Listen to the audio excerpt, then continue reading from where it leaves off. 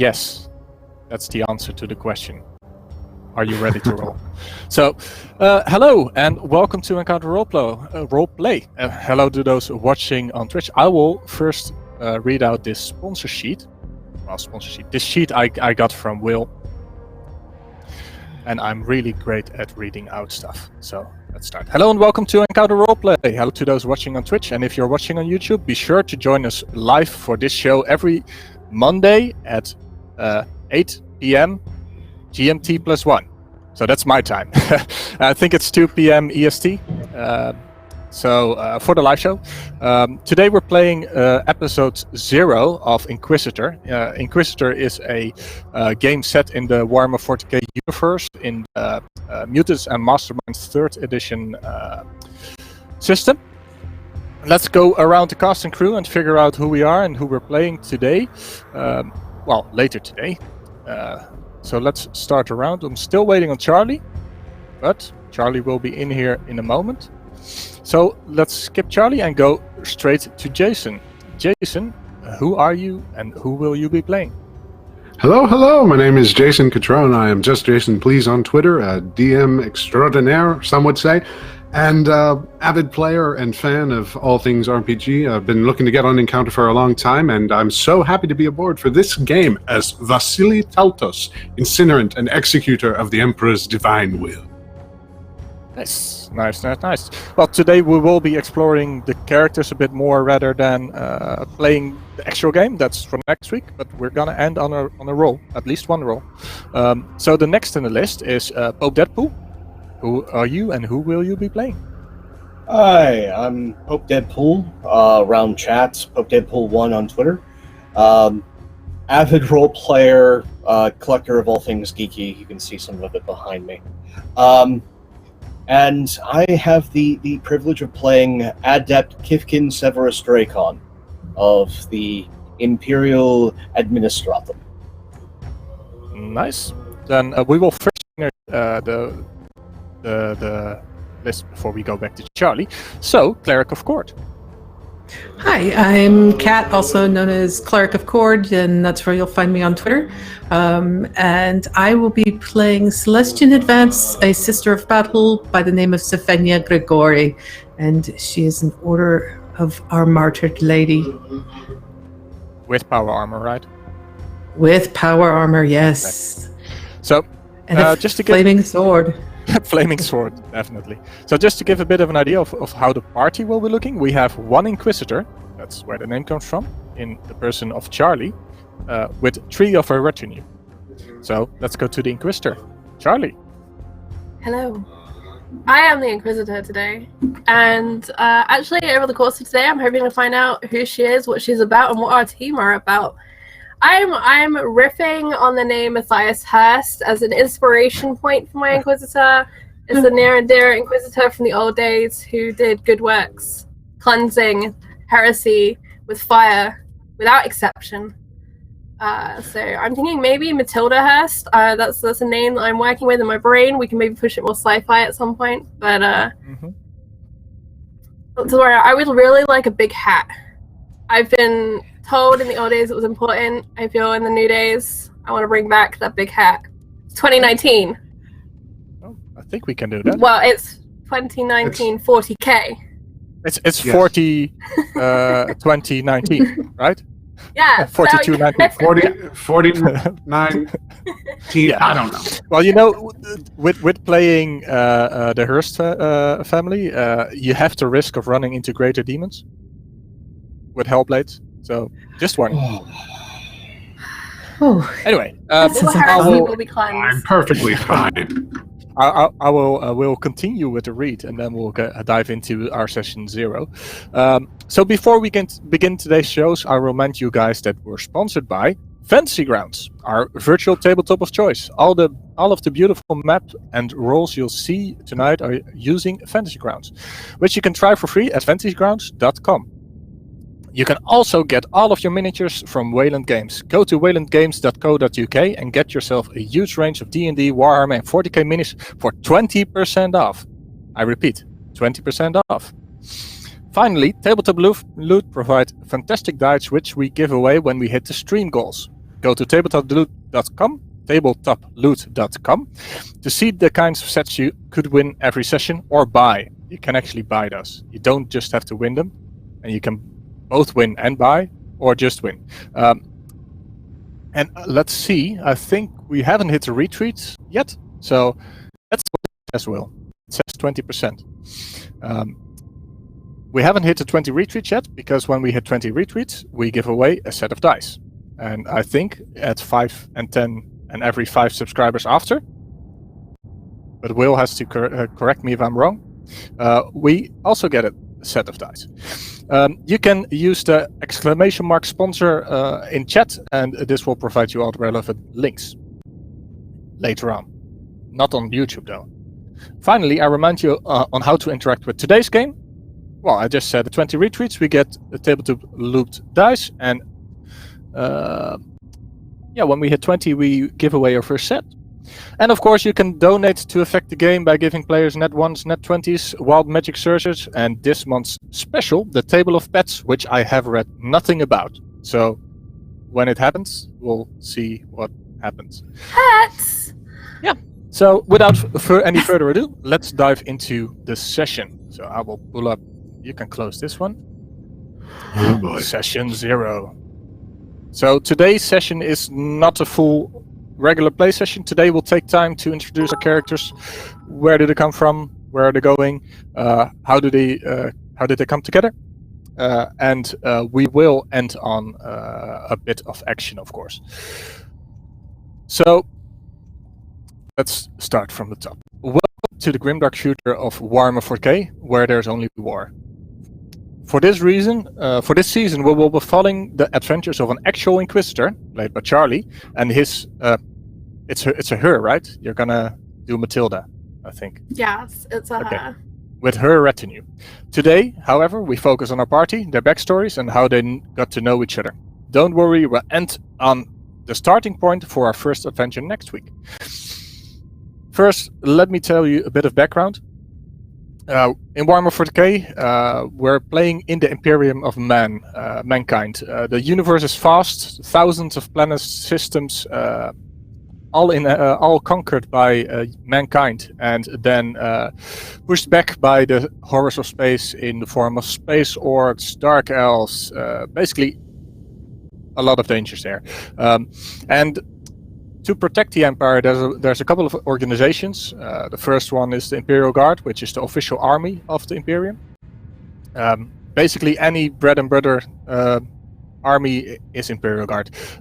They're overseen by commissars, which are like your Russian commissar. Yeah, I think that's one from World War II that actually shot their own troops when they ran away. Those.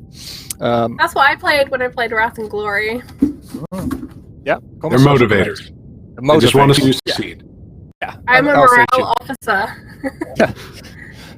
You also have the Space Marines. Space Marines are like Arnold Schwarzeneggers crossed with power armor on steroids, and then you give them machine guns that fire bullets driven by rockets. Basically, adeptus artists. Yeah, you put them up against any real threat. Like your regular incursion, you don't send them there. They're way too precious. But if you get to fight any of the bigger Xenos, you need them in your spearhead. They are an organization on their own will. And then we come to the Inquisition. The Inquisition is a secret organization. Why does the Empire need a secret organization? Well, of course, to root out the enemy within. They look for any threats, hidden threats, and obvious threats, and look for the bigger picture. They're a freewheeling organization. They get to do all the stuff they think is best for the Empire. So our Inquisitor, she might know one or two other Inquisitors. She might know where they were a couple of times. She got her title from an Inquisitor. Other than that, they operate on their own, and they make their own rules. They get to use any resources they come across. But there's also politics. So you can't just go and grab any army, because that army will expect something in return, either to be saved from heresy or orcs or whatever they had for a problem. And the same goes for Space Marines. And Space Marines are even more individual. like on their own. So she's gotta leverage something to them to commandeer them. So it's not as simple as I have all the tools, but we'll see where she takes it. And heresy is within and without. So you have your cultists that try to stray away from the true God Emperor of Men, which is kind of like a dead emperor encased in the golden throne, but still alive in that way, through Makitech. What? So, where was I? God Emperor in the golden throne.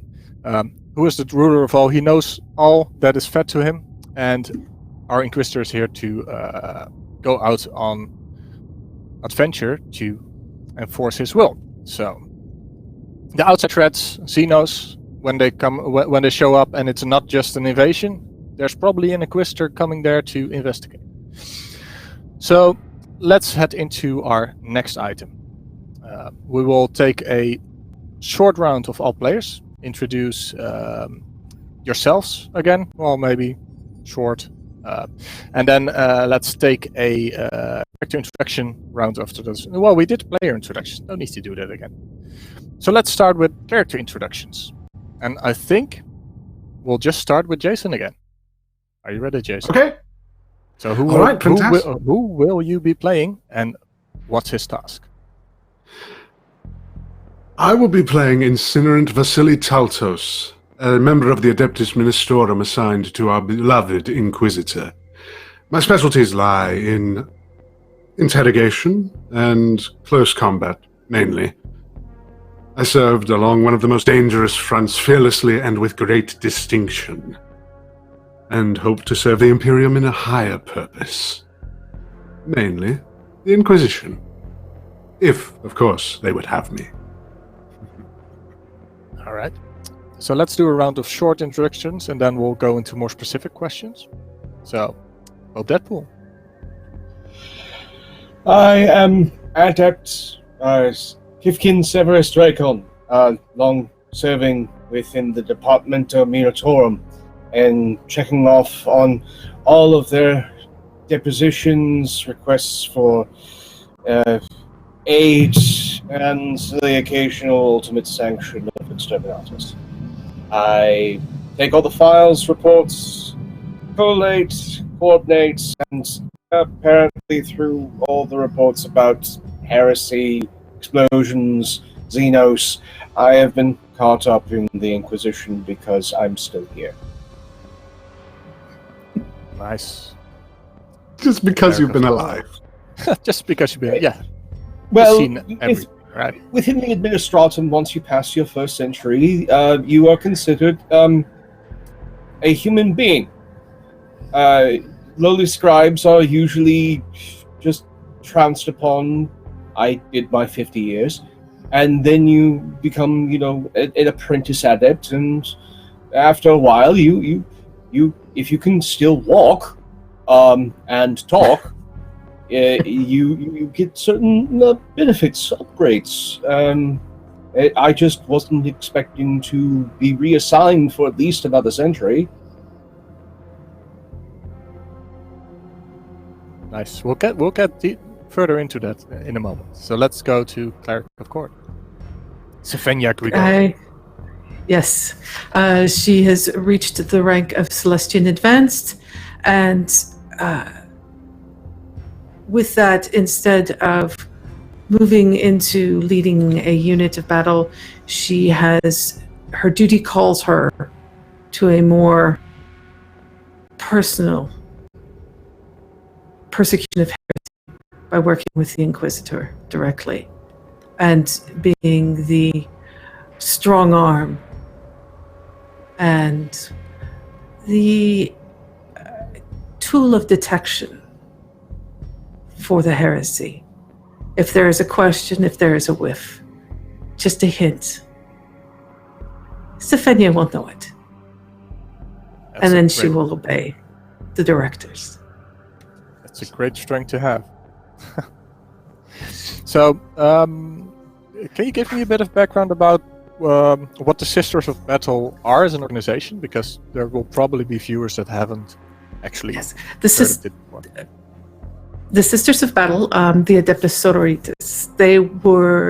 They are the militant arm of the Orders Heritus, I believe is it's pronounced. Hereticus, yes. Yeah. Hereticus, thank you.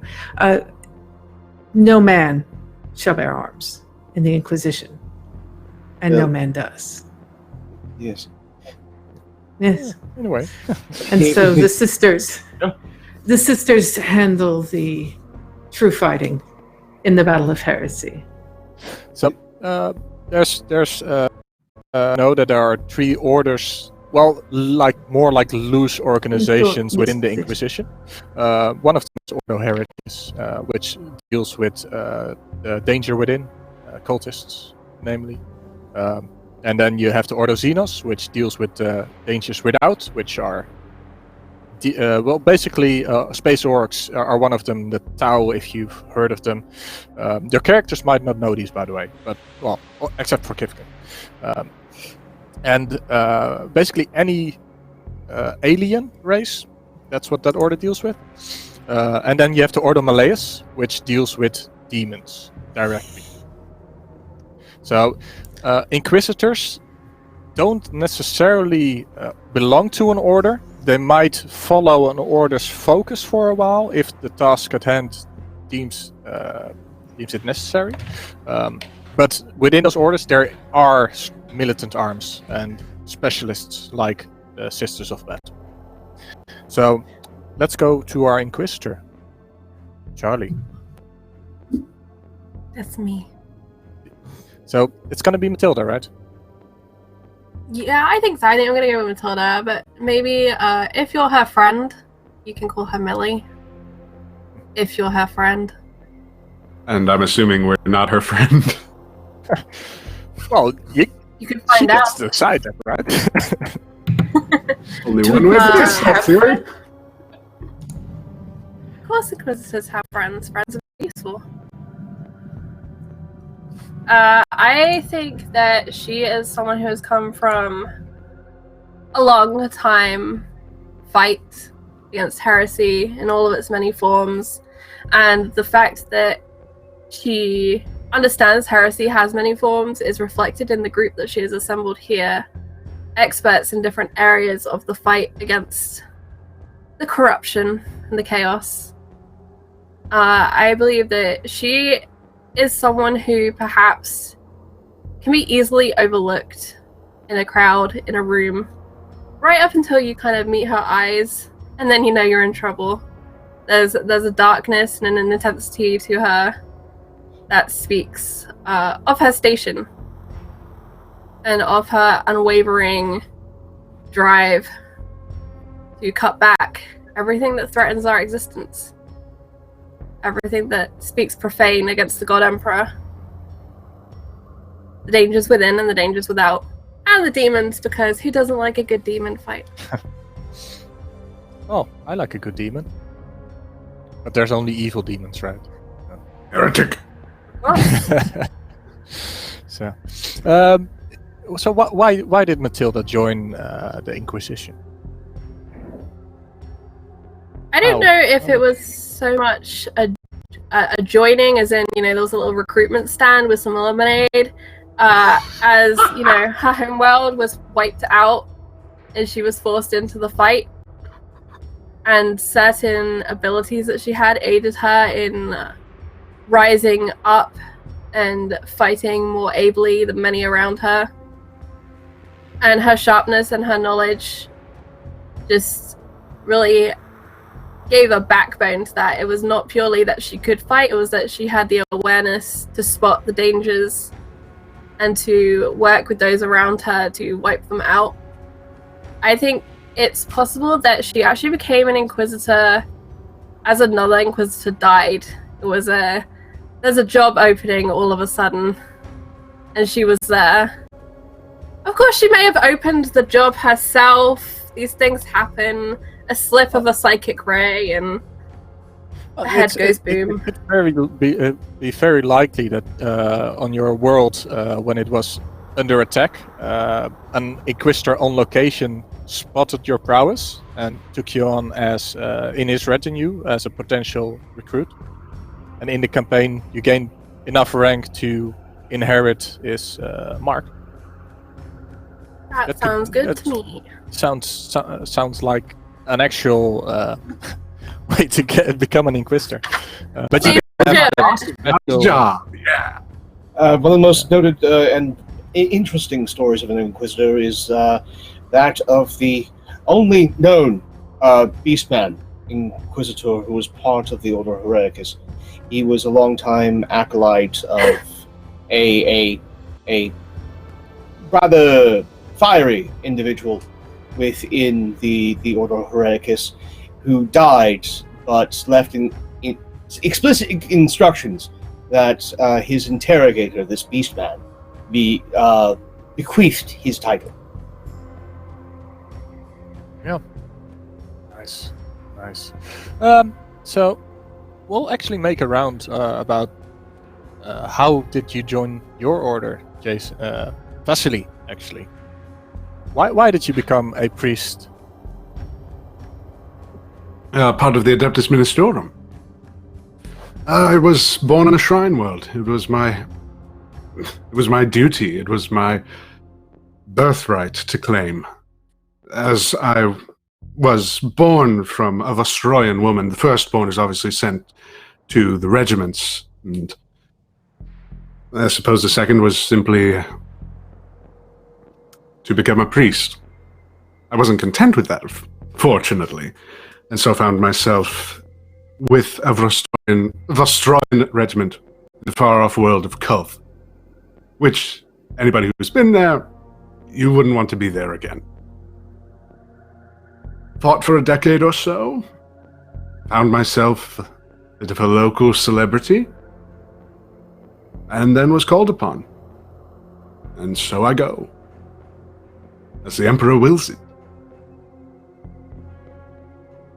Nice. So how does a Sister of Battle become a Sister of Battle? She's chosen by excelling in the Scholar Progenium. She was orphaned young, and as is the usual mode of doing things, she, as a progenitor, was sent to one of the schools run by the Emperor, and in her training excelled in both her devotion and understanding of the Emperor's will, and in her military and battle skills.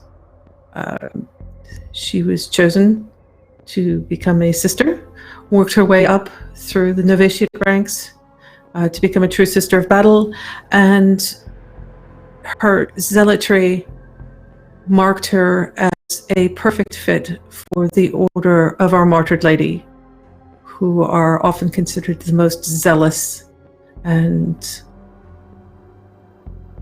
fanatical at dealing with heretics.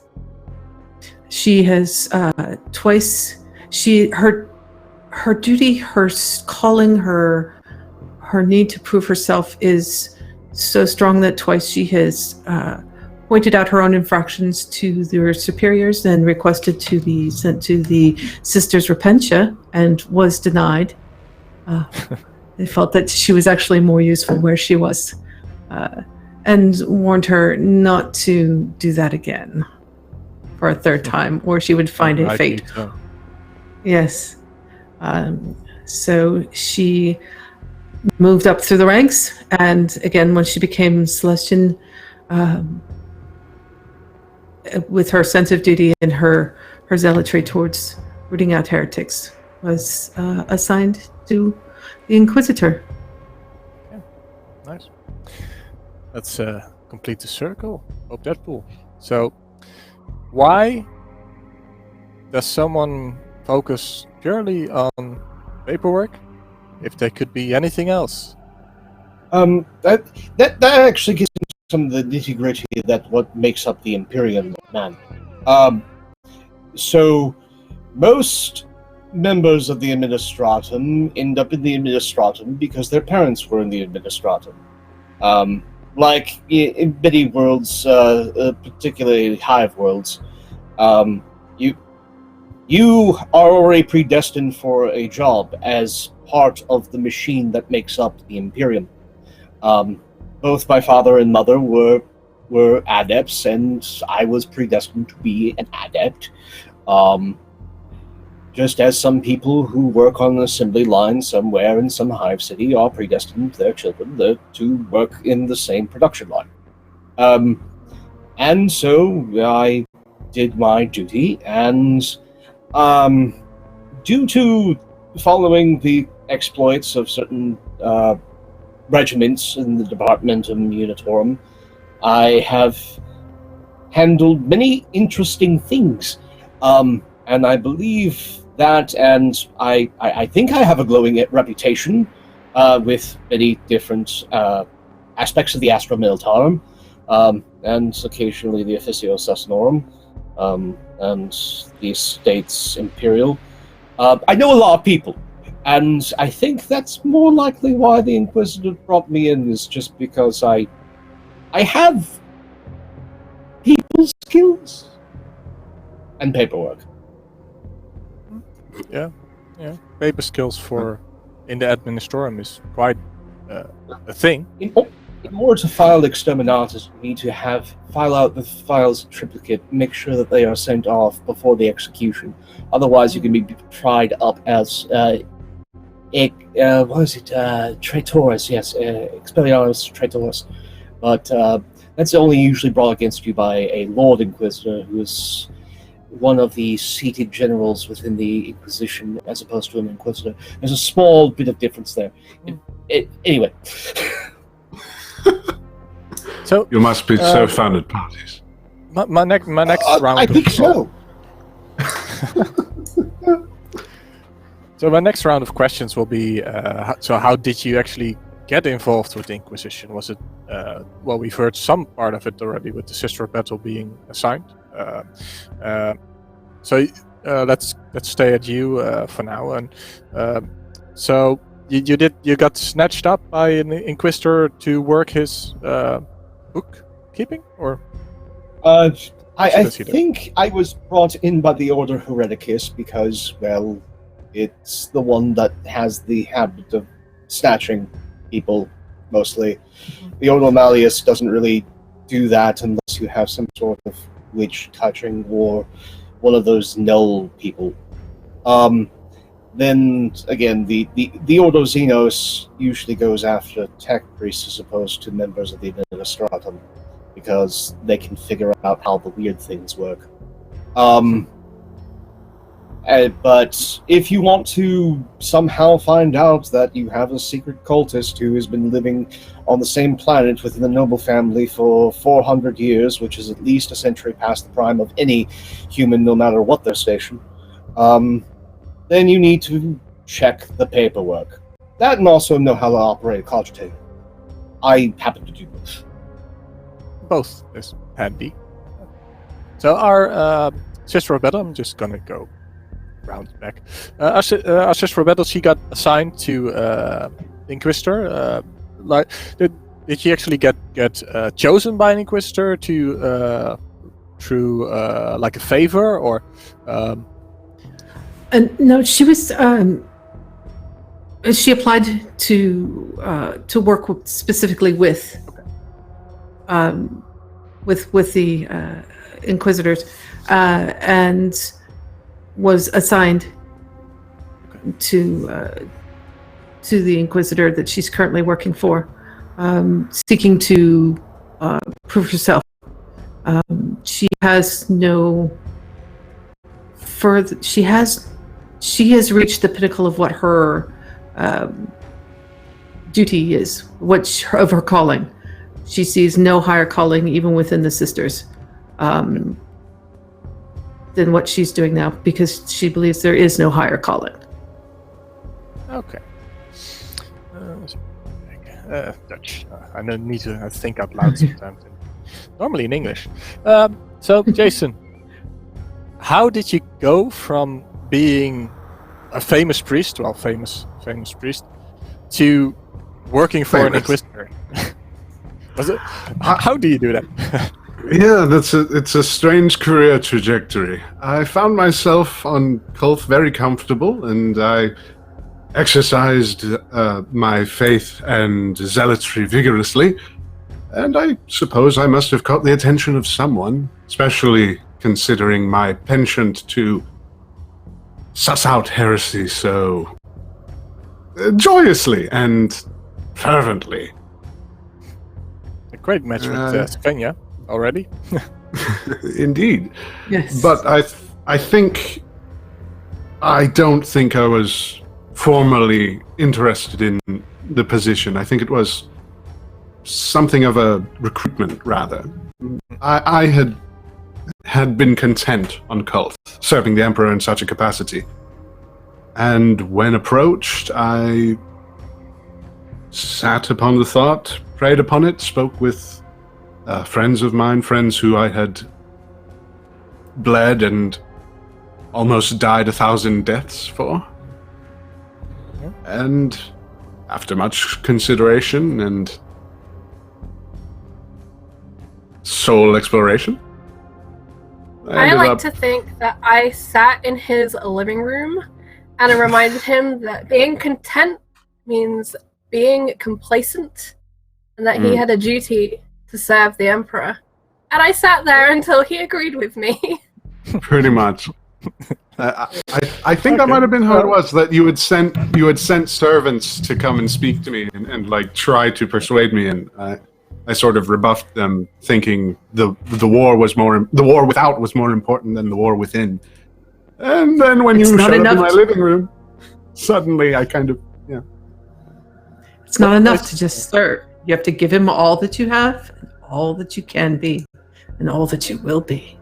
I can see nice sentiments being overly joyous at the prospect of killing more greenskins as opposed to fellow humans.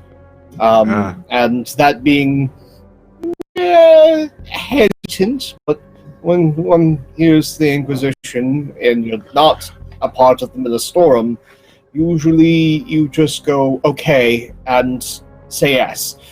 Those in the Ministorum or some of the Adeptus can actually, hold out for a bit. Oh, that might actually be why Mathilde made sure he joined the team. So we actually have one. It's a good thing to have Vesely be directly recruited by Mathilde. Like actually, some great interaction. Of course, Mathilde will let Vasily tell his tale of being contemplative and, reaching out to the Emperor and whatever story he likes to weave. But the truth is, she just went and she sat there until he said yes. So he's almost as much as a distraction for others. As, Actually, I like the idea that Mathilde sent Kifkin to go talk to Vasily, and you can see how Kifkin is so convincing. And just rebuffed him and went, Inquisitor, he said he'd pray on it. I'd pray on it. Sure. After an awkward conversation with this dude, it's like, let me think about it. What's your number? We'll have lunch, and then never just talking. Shall I go pray with him? Just that will be our next course of action. Yeah. Oh, we'll get back to this in a moment. So, currently, what is everybody's official role? Well, we know what an Inquisitor's role is. So, sorry, Charlie. Sure. You can always jump in whenever you want, just like you did now with Great. But what is your role, Jason?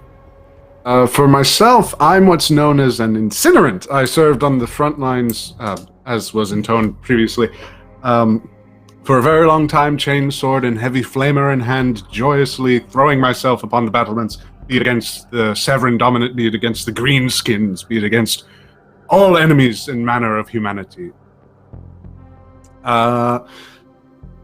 I have additionally picked up a page or two from my confessor brethren and have learned quite unique ways to both interrogate and divine who amongst us might be the weak link in the Imperium's very long chain.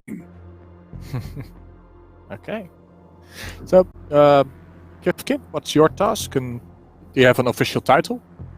Officially, in all documents and concerns, I am an adept of the administratum. And what does an adept do?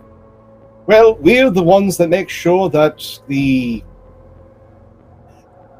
put it simply, the destruction of an entire planet within the Imperium is considered a rounding error by the Imperial bureaucracy.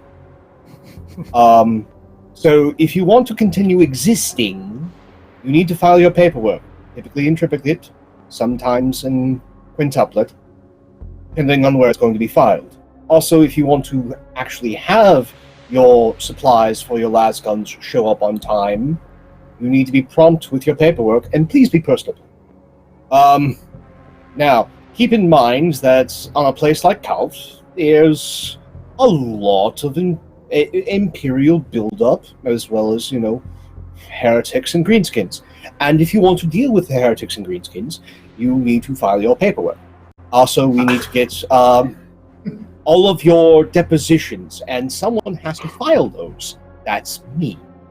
So I have to sift through all of your information and make sure that everything is as truthful as possible, and then file the right paperwork at the right time to make sure that the rogue trader vessel gets commissioned to bring the Astra Militarum over to Kulf with the Bane Blades and the Chimeras, and make sure that it's in the proper number and you don't just get a bunch of pamphlets.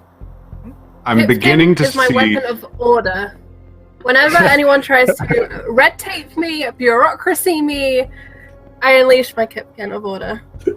I'm beginning to see why I might have said no to Kipkin. Yes. But as for the actual abilities of an adept,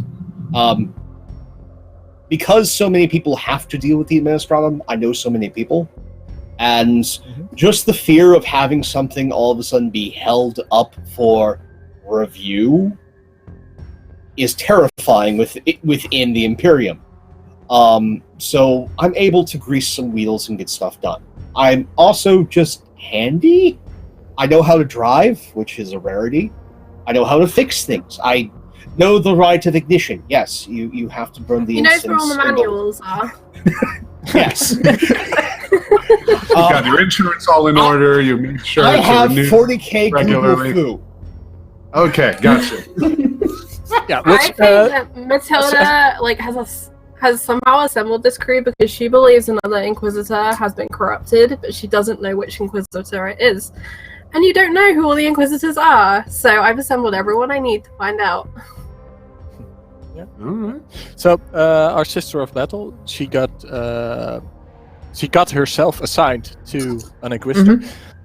Did she specifically ask for Mathilde, or she asked for the most the most dogged, dedicated, that Inquisitor that had that laser focus and wielded their retinue with precision and force. And that is how she ended up with Mathilde. Somebody who's I think whoever revealed zealotry.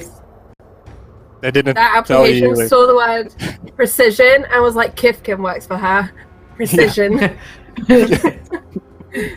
Oh yeah, this Inquisitor has a perfect, precise record. Like this perfect match. Telling nothing about the Inquisitor itself. And it's like 89% match. She's I made sure the muscle. everything's filed on time. But yes, a Sister of Battle is worth pretty much almost 3 squads of Militarum I think in just firepower and tenacity. You as an adept can be worth more than an army, so that's okay. Yes, You Sylvania's just the know one where the that bombs is are getting buried. behind. So, And Sylvania? Sylvania And stands true there with faith. the, True faith is worth more than all of the armies of chaos, and let none of you forget it. Oh, And the Sister of Battle can be hit by a space-grade laser as an orbital bombardment and still be standing afterwards. That's a thing. yes, she is the muscle. She's there, and she is also the. Again, she has this almost ability, it's sixth sense, to sniff out heresy. Just the whiff, she can almost feel it coming off of them, and if there's even the slightest taint, she does not hesitate. which can be really bad if you want to get information, which is going to be great. Well, So, that's is it. Is there something personal about Sylvania's background that the others might know? Kifkin might know the official records, but something that might not be on the records. Something that might not be on the Something records, personal, which which they might know. that she was not truly orphaned. Ah. That sometimes children are just taken because Does she know herself? Or do Possibly. the others only know? She might know. Okay. She might know. There's something that all children who go through the Scholar Progenum procedure that they all go through, and Was one of your let's just say parents a witch? no, Okay. they just might not be dead, or at least they Kifkin weren't will, dead when she was taken. I imagine Kifkin would actually have found the paperwork on that, and it's. Would he have told her or kept her secret? The truth about it? The truth about her parentage and heritage, he would not tell the Sister of Battle, whose usual response to any form of stimuli is violence. The Inquisitor, yes. Most definitely, because within the Inquisitorial, everything goes up. Not everything goes down, everything goes up. So up the chain, yes. Within your daily briefing, you should probably read this. Hi. So, Jason, Vesely, is there something personal the others might know about your background? In terms of my service to the Empire, or to the Imperium, pardon, getting all my fantasy settings mixed up here. In terms of my service to the Imperium, I think that would be public record. I've served with the 55th Destroyan Firstborn Regiment. It was the regiment of my, uncle or something like that. I can't remember in specific. Served alongside with the Mordrian Iron Guard and a few other regiments, learned a bit of their ways, and facilitated a quite comfortable social standing amidst the officer corps, and even amongst a few of the infantry. In terms of parenting and all that, it's absolutely unremarkable. Like Vasily has some siblings and all that, and obviously being Vestroyan, or at least of Vestroyan heritage, the firstborn goes to the firstborn regiments and all that. Lost contact with his brother years ago. Never really bothered to find them out. But maybe something he has done which is not on public record? Something the Inquisitor might have over you? Something that might have caught the Inquisitor's attention was a particularly nasty skirmish that I was involved in against the Severan Dominate. It's basically like a secessionist movement of humans, which pissed me off something fierce, especially considering that they ambushed the battalion that I was attached to. I was one of the only survivors, along with 16 others, a commissar of the Iron Guard named Annalise, and 15 from the regiment that I was with. I may or may not have siphoned off enough fuel to burn one of their outposts to the ground, and killing all of the survivors with the aid of the squad. But I was reticent to admit to it, always saying, "Turn your eyes to the Emperor, and the Emperor provides." But you know, what's one settlement in an interplanetary war? One settlement. One settlement. But it leans on your conscience, apparently. Occasionally. Occasionally. It only leans so much as to reinforce, to help me remember what life is like without the Imperium. Yeah. All right. And how death is preferable. Mm. The Emperor's Mercy is mentioned at least 1,000 times every report. Indeed. Especially with those little thoughts of the day. So poetic. All right. Mathilde, is there something your retinue might know? It can be a quirk as well. It doesn't have to be like an actual secret. Anything personal they might know about you?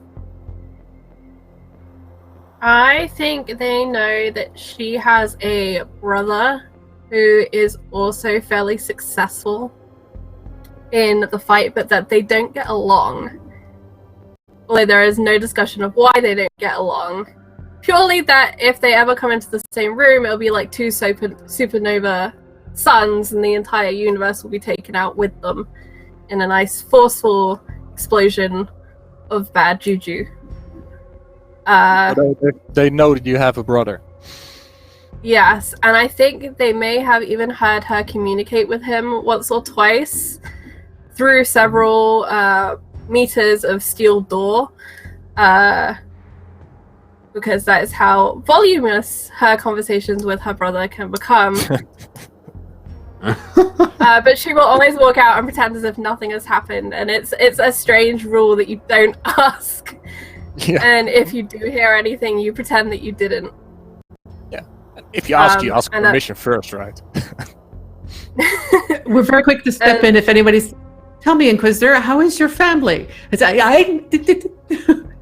go this way. And is your brother by chance called Matthias?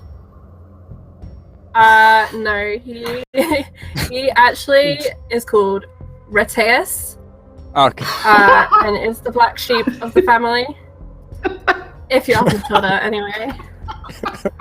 But yes, Reteus Hurst is a scrawny little man who doesn't know when to mind his business. But yeah, that's like Mathilde generally on the whole is quiet and keeps to herself and contemplative and always like kind of has an open door policy to some extent of like, come to me if you have an idea, we'll sit down, we'll talk it out, we'll get it through. But if she's had that conversation with her brother, she's very much of a very good listener, and sometimes it's unnerving. She knows she's really listening. But if she's had a conversation with her brother, it'll be a very dark mood or it'll be a distracted mood. And it's kind of a weird weakness moment of she can be either really hostile and quick to anger, or she could be so distracted that she'll miss something important. That's kind of her quirk. Okay. Really nice. So, before I go into the next question, I have a question for chat. Before later today, we're gonna meet a cultist. Not your rank and file minion cultist, but an actual cultist that did something. What would be his name? So Yes. give me Yes, some- what should be the future murder victim's name? Yeah. Well, he could actually It's get not away, depending murder. on how bad you guys. Mercy. Excuse me. Mercy. Murder suggests person. that it is unjust. There's no actual rules for you. You can murder anyone and call it murder. Oh, I know, but this isn't murder. This is As- just. As long as another Inquisitor doesn't actually suspect you of heresy. But it's a long process. I believe the phrase is purging the unclean. Something like that? Please Yes, make sure yes, that's on the proper paperwork. Yeah, yes, So- yes. We So Imperial Purge of Citizen 1273-145 B6X happened on Tuesday.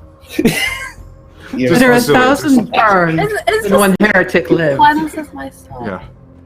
Just Vasily's just kind of like, as you're reciting those numbers, just hitting himself in the forehead with the hilt of his chainsword, just trying to wake up. you hear like on off wee wee wee. But Careful, Vasily. You need those brain cells This is a bit distracting. for the Emperor's purposes. Yes. Savenia's looking for another heretic to kill. Where there's one, there's another. The Emperor does not require my brains, he requires my service. No, the brains are required. Oftentimes within the Ministorum, the most useful are venerated in a way of either becoming a servitor should they suffer enough damage and enough brain is intact. Otherwise, if they've served with distinction, the priests of Mars have a habit of turning your skull into a servo skull. Something to look forward to, Vasily. A glorious ending. A new way to serve. There's always Waste- another way to serve. Waste not, want not. It's in the Imperium. That is my future. I only care about the present. Yes, we will die when the Emperor is ready for our soul, and not a moment before then. Even then, hopefully they will die. Oh, So- we'll take them with us. Speaking of, the last individual question I have is what would you describe as your character's strengths, real strength and weakness? As in mostly half mechanical, and the others might know your strengths and weaknesses, so they can jump in on that. And we ended on Mathilde, so we can actually start anew. Okay. so we haven't actually built Mathilde's sheet yet, but Yeah, I believe well, we're going to go with a psycho build for her. Yeah. And as such, she's got some rather incredible powers at her disposal, the sort many don't get access to. And Actually- So, because we haven't built your stats out yet, that's fine. The way the system works is you come up with something your character can do, and you fit the rules to match Mhm. what it does. It's a great time to actually say what you want it to be strong at, and what you want it to be weak at.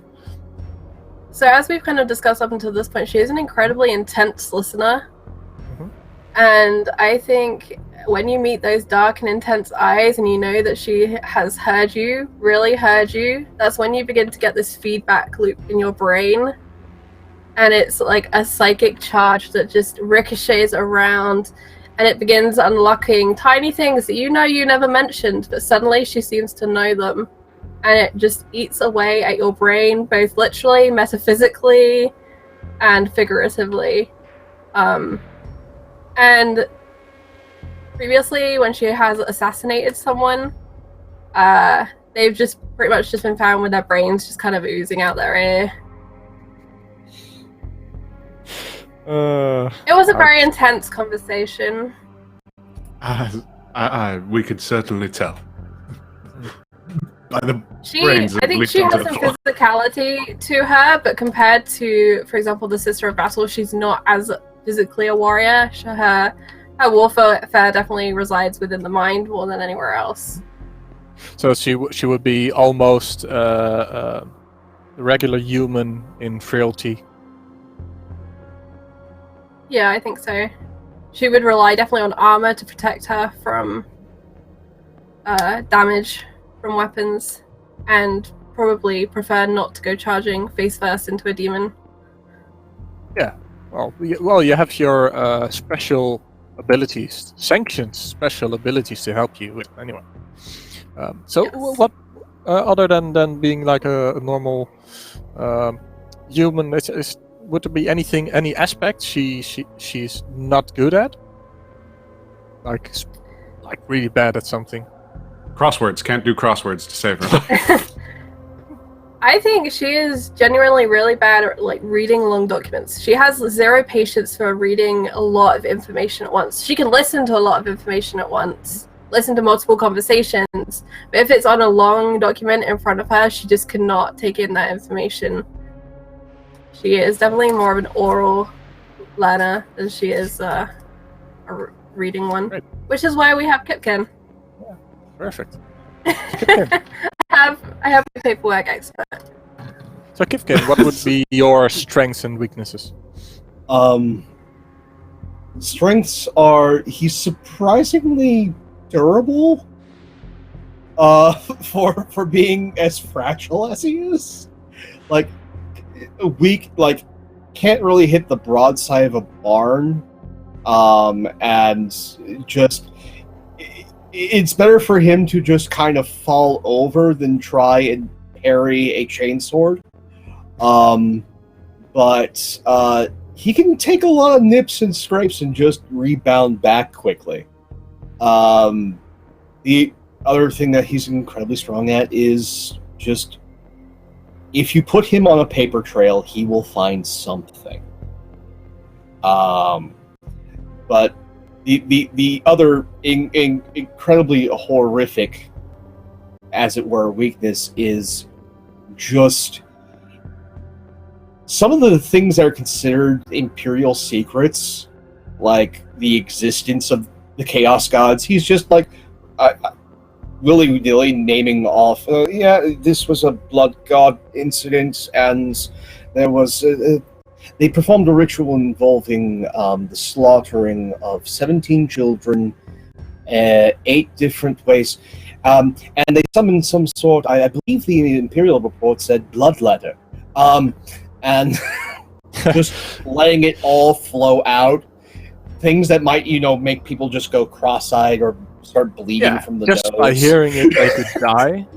Yeah, and but with him, if that he's happens, the others might have a problem. Yeah, but he's so encouraged because he's read so many of the documents and nothing's happened to him. Yeah. He doesn't think that this is in any way toxic or harmful. For you, it's information, not something you hear. So that's a great way to get the Sister of Battle and the priest to actually stop you from talking. Like in any scene, if you start going down that path, they gotta stop you, else there's gonna be Just clasp a hand over your mouth and nope. I believe the phrase in the Imperial document said "Klatu Barata." Exactly. All right, that's really cool. We put you in the timeout box There will now. be no summoning Sundays on our ship. Please control yourself. The sister is pulling off scripture and reading it aloud at the top of her voice. Yeah. Oh, she's. So the sister. You're of course you're a trained Sister of Battle. You've got physique of a Sister of Battle. You've got you actually got power armor as part of your strength. So outside of those parts, is there any strengths and weaknesses that are quite obvious? Her strength, her strength would be her faith, because that is the one thing that has always kept her going, even in the worst of it, is her faith in the God Emperor, and she serves, and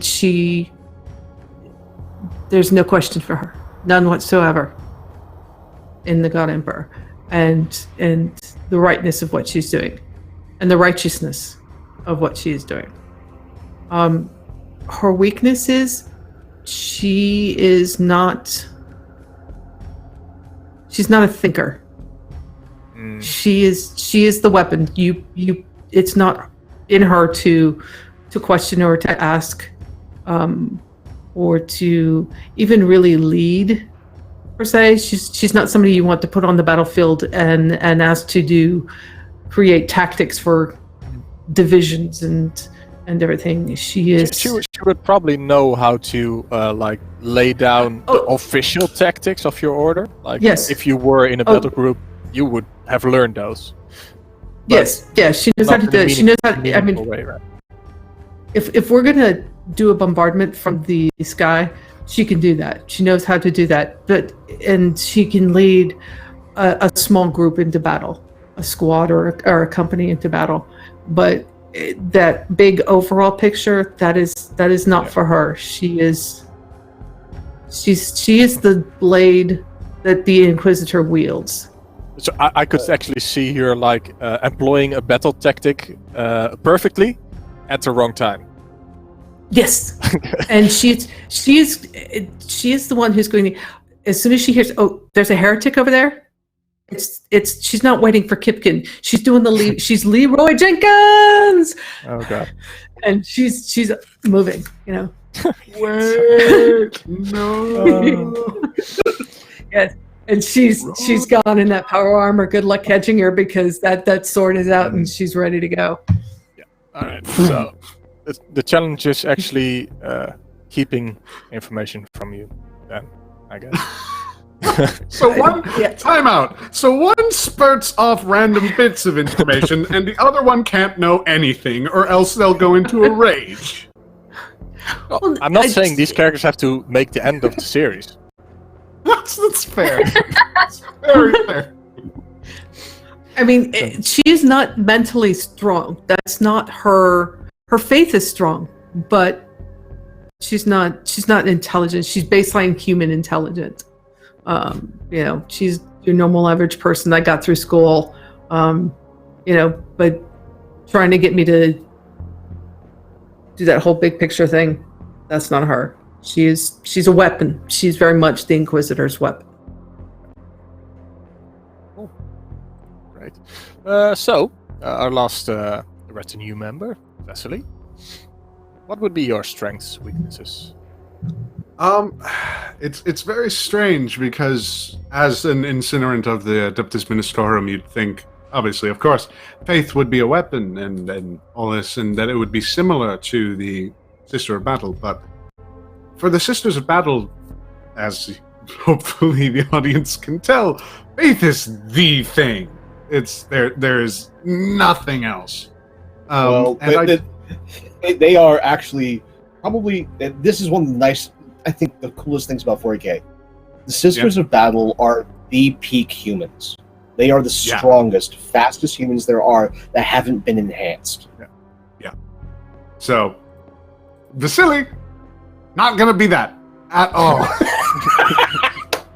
He's very much more about the presentation and the investigation bits of the Inquisition. Like he taps into that pretty well, because when he served, that was initially his assignment. It was to improve morale, as incinerants do, by leading from the front lines and fearlessly charging into battle, recklessly if necessary. And through that, it's more of a social power that's wielded rather than a power of faith. Not to say that Vasily has no faith, which is obviously heresy. You just know how to apply it to normal people.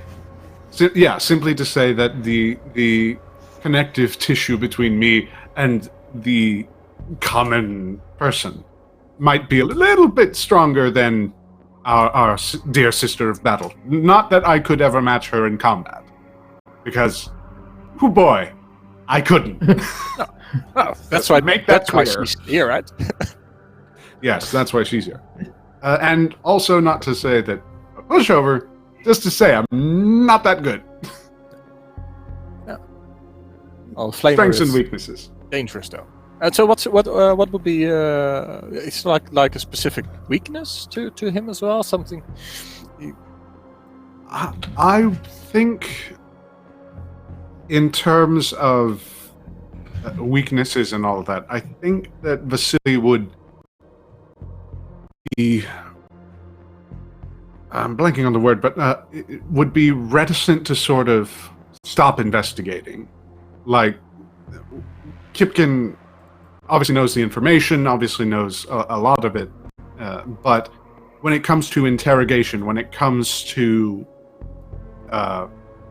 finding a heretic and having them confess, Vasily would be more lax than most as to where the cutoff point should be. So I think he would, more often than not, entertain the notions simply to let somebody incriminate themselves instead of trying to drag it out of them. Though, if it's unfortunately an obstinate suspect, those more draconian methods might become employed. Not saying I'd hold a chainsaw to their throat or, flamer to their ass, but, it happens. Yeah. Just don't open the door. There's always a You place won't have for to find Flamer. out. Yeah. So, the next thing I have on my agenda is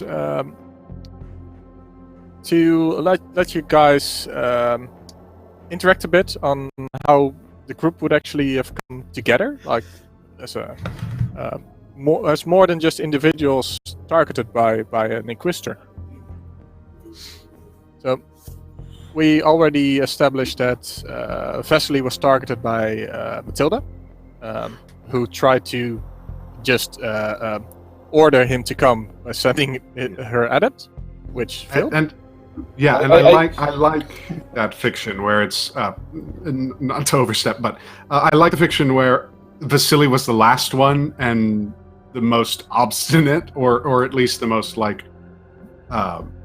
reluctant to come aboard, because he didn't want to believe that he was called until he saw an Inquisitor right in front of him. In which case... Well, the last one that told our Inquisitor no, the grey matter, it was a mess before I could even get a sword to the throat. It was just like... No. Kipkin shows up with the, Imperial scroll and all the proper paperwork in the robes, has the Inquisitorial eye on his person because he's filing the proper paperwork and coming over to deliver, but it's Kipkin. So, yes. Incinerant Vasily Tatos of the Vostroyan Firstborn. Yes, you are being drafted by the Emperor's Holy Inquisition. Inquisitor Mathilde has specifically requested your gracious presence at this time.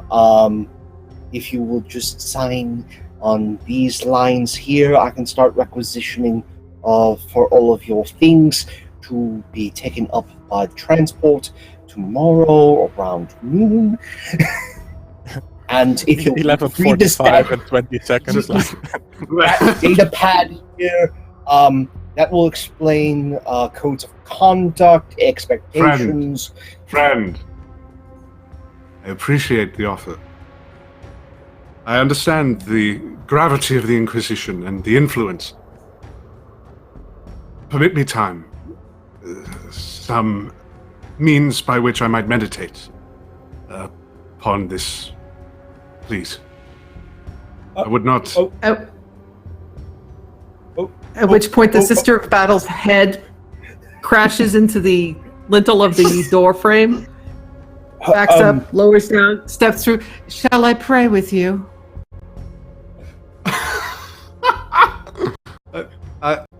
just sort of seeing that.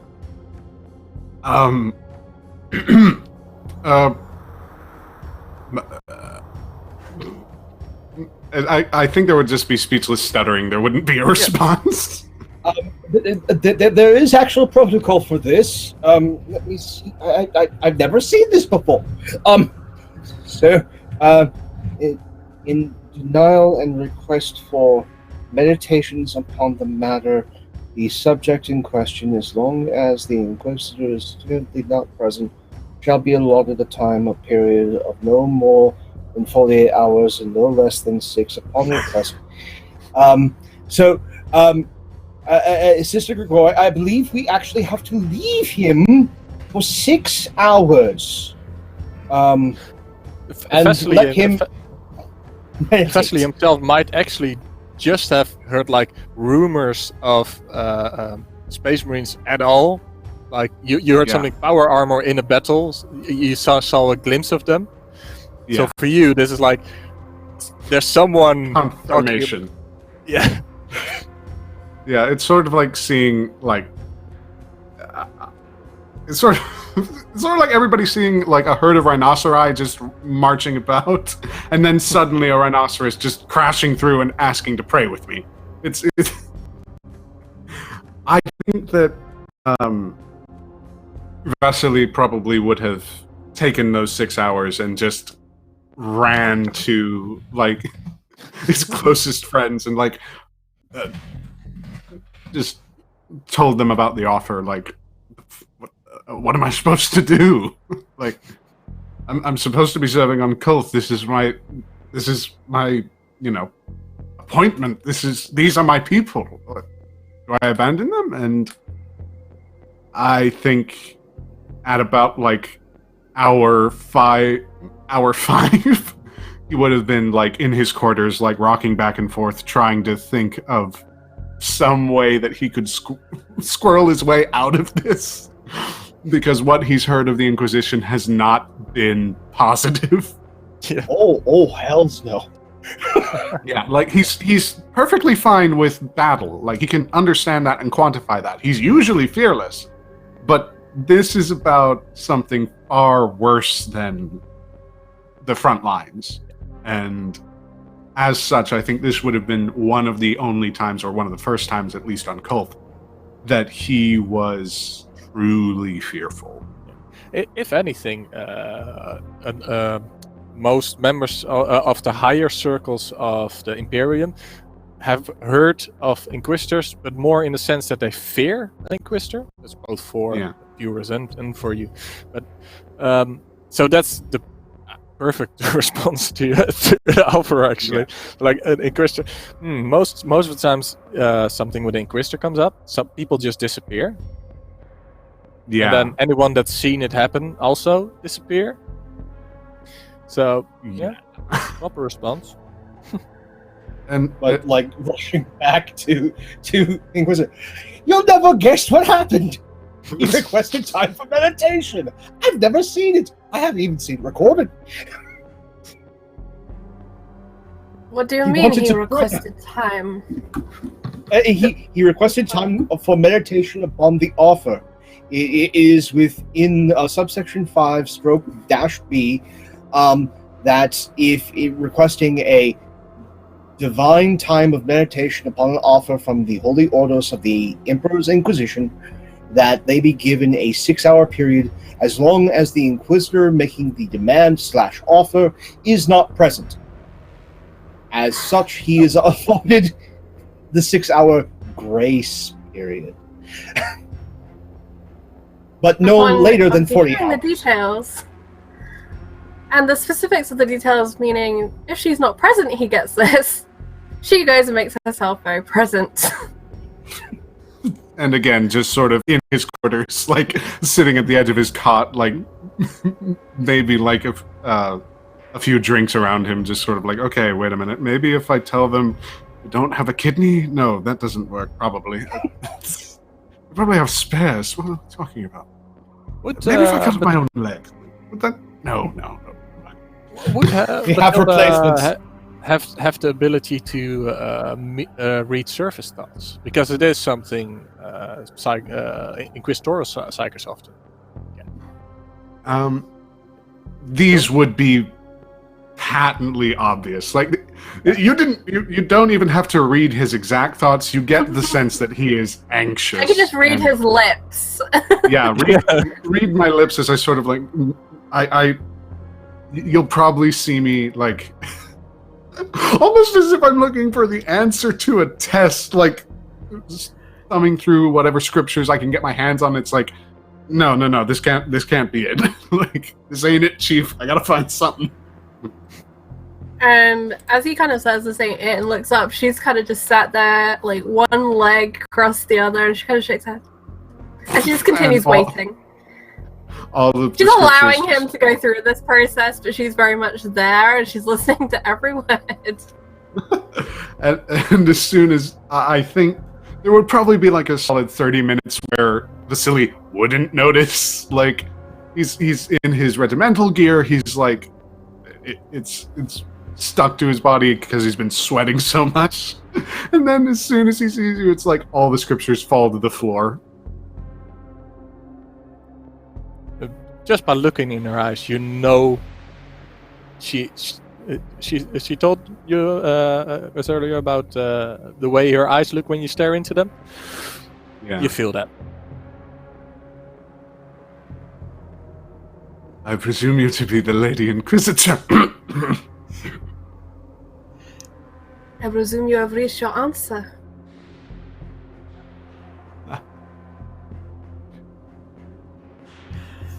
It is not an answer this mortal form would have wished. Good. And she just stands up and leaves. Leaving the doors all wide open behind her because she knows someone has to follow. Packed up my gear, visited Annalise and the others that I burned a settlement to the ground with. Asked them to remember me and to tell the others that I still fight, that I still go along the front, and that they may join me. Just sort of keeping that legend a little bit alive.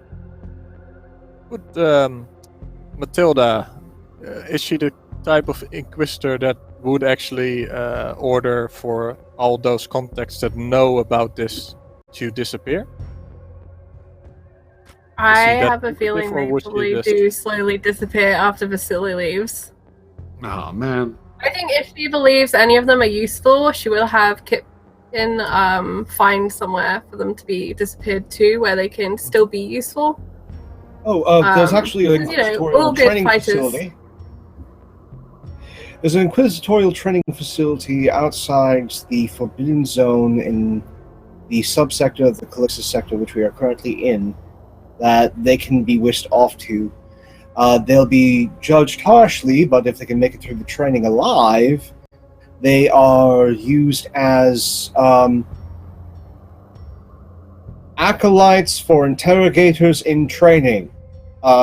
Those are ones that are about to be considered for inquisitorial work and are randomly assigned. Should they survive no less than 10 outings, they will be considered themselves for interrogators.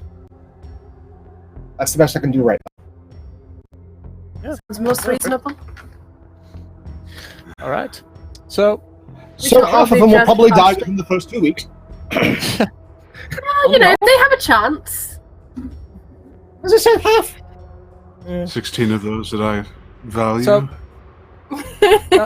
now that we know how the group got completed, we'll go into a bit of mechanics and some things I'd like to know. Well, first of all, it's good to know that we're using mutants and masterminds, mostly for viewers. None of the players except for Pope Deadpool, right? You played the first edition, right? Yeah, first edition rules way back when, right at launch. So anyway, the most important thing to know is that it's basically a D20 system where you roll a D20 for everything and add a modifier and compare it to a difficulty class, and that goes both for skill checks, combat, everything. But there is no real combat moves or anything to learn. You make them yourself. And all the equipment is composed in a similar way, where it all comes down to adding the modifiers to the roll and then resisting the damage. And if you don't resist the damage, you take consequences. When building a character, there's also two major things to consider. One is hero points. Everybody gets hero points at the start of a session. They allow you to re-roll any dice roll before you know the result. When you use a hero point to reroll, you reroll the d20, and if it's less than 10, you add 10 to your roll. So you always get 11 or higher. But only a roll of 20 is a natural 20, of course. Another thing you can do with a hero point is you can alter a scene. You can say something is there that I didn't describe. For example, if you're fighting over a lava pit, you might actually describe a loose rock you can use to smash an oncoming tank. By asking, can this hill be unstable, and you spend a hero point, I say, yes, sure, and then you can do something with it. Another one is you can alter existing powers and and use powers you don't have with them. But that's the technical details we'll get into later when they come up. But it's good to know. And there are also fuel for some abilities. They ask you to use a hero point, and the rest will come up. Then he's a rapper. I shouldn't be reading chat. The second important thing is, how do you get more hero points? You get them by complications. Complications are descriptions about your character. You can have any number of them, but you need to have at least 2, I think, or 2, yeah. It's 2. They can be anything from we have some weaknesses. So I'll just read them up. So it can be anything from H to read. Anytime a situation comes up where you have to read something, I can add in a complication based on your weakness, on your complication. And if you accept it, you get a hero point from me. But you got to deal with the consequences. And the same goes for any complication you add to your character. I can tag them. And if you accept them, you will get a hero point to spend, but you got to deal with the consequences. Sometimes I will ask you to spend the hero point to ignore a complication. So you get one or you lose one. So that's the second major theme of where it differs from the system. I won't go into too many mechanics today. I think we will have time to do a little bit of combat to get a feel for it. But we don't have to use all those details yet. It's mostly about the roleplay anyway. But I will move into the next part. So at this time, you find yourselves in the Nilata system, which is a small system on the fringes of your current working sector. I'm just for you, Pope, that I'm making up names here to give me freedom, and we just you can pretty much add in all the regular Imperial workings there. You can help me fill in the world, but the core lines I'll give to you.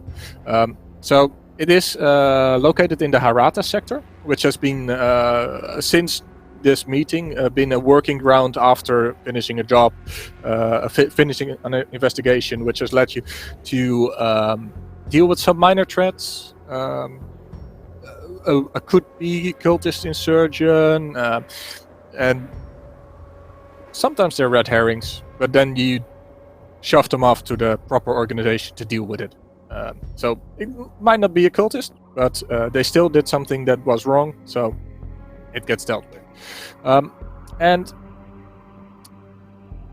let's see. And somehow, all these minor things you found in this sector led you to a cultist with a name, Calvin. And Calvin, while some of the things he did might not have been actual heresy, were destabilizing. And you found Calvin. You found him on Nylata 5, which is a farming world with a lot of prefabs. Like, all the cities are full of prefabs for the workers, and everything on this planet is automated. You don't know why he went here. You got to him here before you actually got to do anything, which is good. But the things I want to know before we actually go into catching Calvin is when going. That's something that's mostly for me to know. What would be your modus operandi? How would you go about finding a cultist, a threat, and how would you chase it? It's a bit of an open question, but Lady Inquisitor, any thoughts? I think that our approaches do vary a little bit, but for the most part, it's Kipkin would sift through local information to find leads. Vasily would reach out on a more interpersonal level. Mathilde would listen. And we'd keep our Sister of Battle waiting. And then it would probably work out that we would... our general aim would probably be to corner the individual in question, and that's when we would take any appropriate actions. Whether that be unleashing the sister or allowing our two questioners to do their work of scrambling brains. But I think Vasily in this case maybe kind of like honeypotting and trying to lure Calvin out to a meeting using any renown that Vasily still maybe has, or kind of any sort of wiles in that level, while Kipkin does what Kipkin does. And make sure that our approaches are all nicely legal and documented. And maybe pays off anyone that we need to pay off. Primarily contacting, since we know that he went to this planet, whoever is the dock master at the local landing station.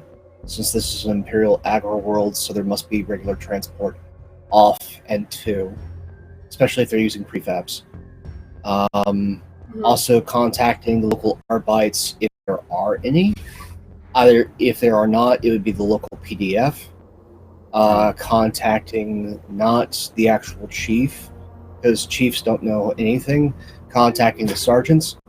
And filing paperwork through them. As to requesting information and giving them a heads up that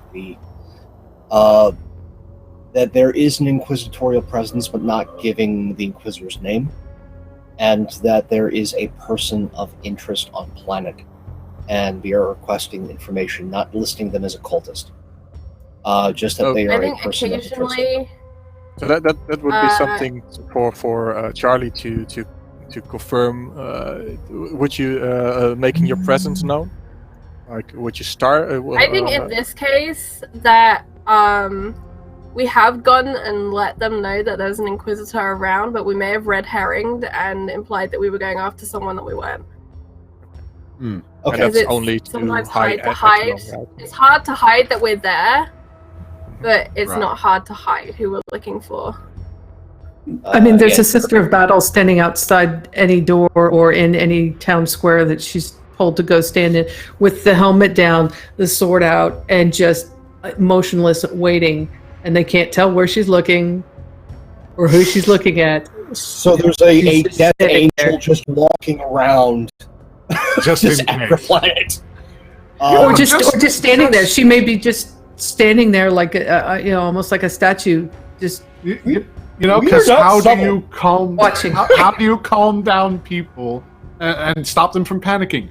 put a heavily armored individual just staring menacingly in some vague direction. That just makes everything. She's got the helmet down. I mean, but her job is to protect the life of the Inquisitor. The helmet is not the problem, but yes, that is true. She's here you are effectively 7 feet tall. And That's true, she's here just to protect the Inquisitor. Indeed. Yes, I'm on board. that is her duty, and that is why she is standing there, is to make sure that no one interferes or attempts to interfere with the work of the Inquisitor and her team. So if we've tracked him to this particular agri world, I'm guessing we tracked the flight that he came in on, which means we have manifest of the individuals that were on that transport. So if we are... I think we maybe smuggled Vasily onto another transport so that he didn't arrive with us. So you might set him as an advanced party sometimes. Yeah, I would think that Vasily would have accompanied a retinue of the ecclesiarchy, simply in a Jericho- sort of sub-formal capacity. Sent him on a Jericho-class pilgrim ship. They go around all the time. They're also good transports for both people and agriculture, so we can send that on along ahead. No problem. Then we can, let's see here. So you're going on a Jericho transport. If you want to do the mailed fist, the Inquisition's here. We can see about us arriving on a light cruiser. If you want to go more incognito, I could see if there is either another transport ship, or maybe, considering that this is an agri-plant, a universe-class mass conveyor, which has to make the routes if this place is producing any sort of significant produce. Either way, it's going to take a little while. I would say that would be a question for the Inquisitor. Personally, I think Vasily would be more comfortable with the incognito route, basically just sort of supplanting himself within the community and all that. Yeah, no, you're on the Jericho, definitely. Yeah. And basically, only the higher echelons on a farming planet like this, only the planet governor might actually know what an Inquisitor means. So that does give you a lot of leeway to move around. People will see they are weird and see power armor and stay away. I think many people would probably believe that the Sister of Battle is the Inquisitor, considering the relatively nondescript woman with her. Oh, I love that one. That's great. But while all of these discussions are going, while Kipkin is doing his thing and Vasily doing their thing, and Stefania's just at weapons practice, she's just waiting for somebody to point her in the direction she needs to go, and then she'll go get her armor, put it on, and go do her thing. And looking at the larger picture, basically, I'm after the start, I'm just gonna set you free, like as a group, to chase whatever lead you find, and by which way you want. Mistakes number 1 through 100. Yeah, and because you are an Inquisitor, you can actually commandeer ships, as long as it fits the higher goal of serving the Emperor and protecting the realm. My ship now. In your eyes, that's the great thing. Would you have done that to get here, or would you have gotten your own mode of transport with its own base crew? Or I think that in general, Mathilde possibly does have her own ship and her own transport, but for the sake of this mission, because we wanted to corner Calvin more incognito, she may have done a deal and lent out her ship to someone else in exchange for a more agricultural ship, which is more discreet. And normally you would probably then travel in a fast craft rather than bigger and... Yeah, she definitely wants a ship that gets places quickly. Most Inquisitorial swift ships are of the light cruiser or frigate category. Yay for knowing way too much. I love Battlefleet Gothic, by the way. That's one of my Swift Inquisitorial vessels are typically of the lighter classes. There are very few of the battleship, Grand Cruiser, or Cruiser class within the Inquisitorial arsenal. Those are primarily Imperial Navy vessels. Yeah, which you can order if the yeah, you can commandeer those. The nice thing about commandeering is the paperwork has to be filed afterwards, not beforehand. But the ship that you probably want to go on is what is referred to as a transport class vessel, that or a universal mass conveyor, which is the largest vessel within the Imperial arsenal of civilian transport. It is a massive city-sized vessel that handles heavy cargo. The Jericho class transport is mostly what is referred to as a pilgrim vessel that handles both agricultural transport and the transport of people. So, if you want to go incognito, that's probably the best way. Yeah. Okay. Well, down the road when we actually travel the warp, we'll do more in depth on that. Basically, spaceships can travel large distances in unnatural amounts of time, like only a few days instead of months, by traversing the warp, which is an alternate dimension. And to do that, they have to be protected from it. So your vessel will have to extra protections against that, to have a good navigator, which is important. You'll have an astropath on it to convey messages and translate and decipher encoded messages, which come at a risk always, the higher level ones. So you on your own vessel you have like a basic base of operations with some key people to get you the stuff you need at the right time at the right place. Oh, that sounds great for all of you. Yeah, and you can keep a morale on the ship. But right now we've swapped. Yeah, and right now I'm on a Jericho class. Like, I can't do anything. I'm supposed to be incognito. You can do lots of things, Vasily. You have a whole new flock to tend to. Most Jerichos, the good news is have an actual shrine to the God Emperor aboard them as good luck.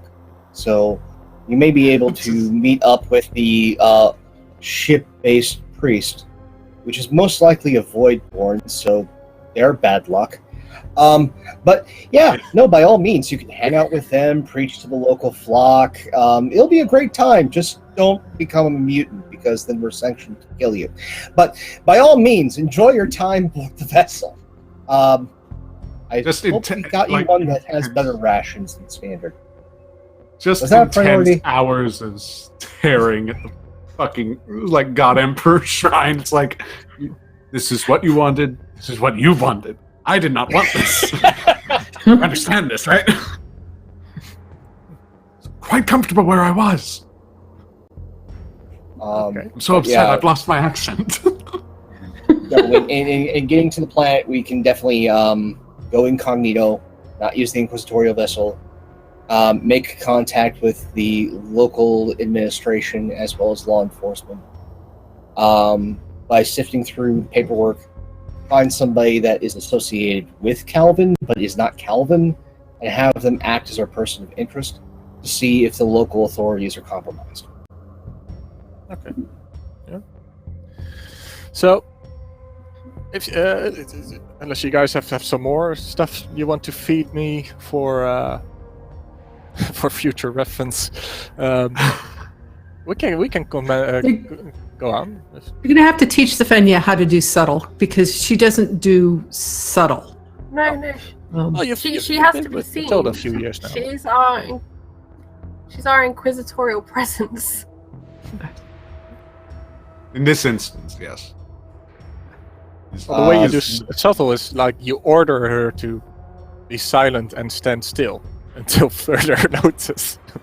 If I remember correctly, standard practice within the Adeptus Sororitas is you are also assigned shield robes, which are heavily reinforced clothing that look nondescript and part of the Ministorum. Would be the most subtle thing. except for the fact that part of that outfit is a rosary made of adamantine beads, which all sisters are practicing at least 200 separate ways of killing or hindering a combatant. Subduing. We prefer to subdue combatants, not hinder them. Subdue is an interesting term within the sororitas. It usually means the disabling or maiming of said individual. Yes. Usually a heretic, so, you know. I prefer the term hindering, which usually only means that the only thing that is broken is possibly some fingers, or exceeding amounts of pain, which I believe holds 213 through 224. Fingers, a leg, One bone of the forearm. I would just heavily suggest avoiding numbers 81 through 97 because we want them to be able to speak, so the windpipe cannot be obstructed. So the bloody ones.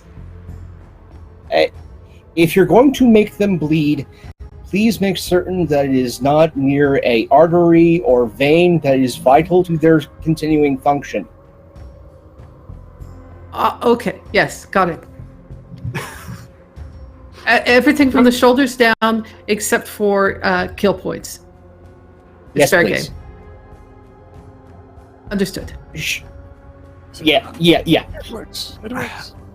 I fixed I it. think. Yeah. Go Yeah, ahead.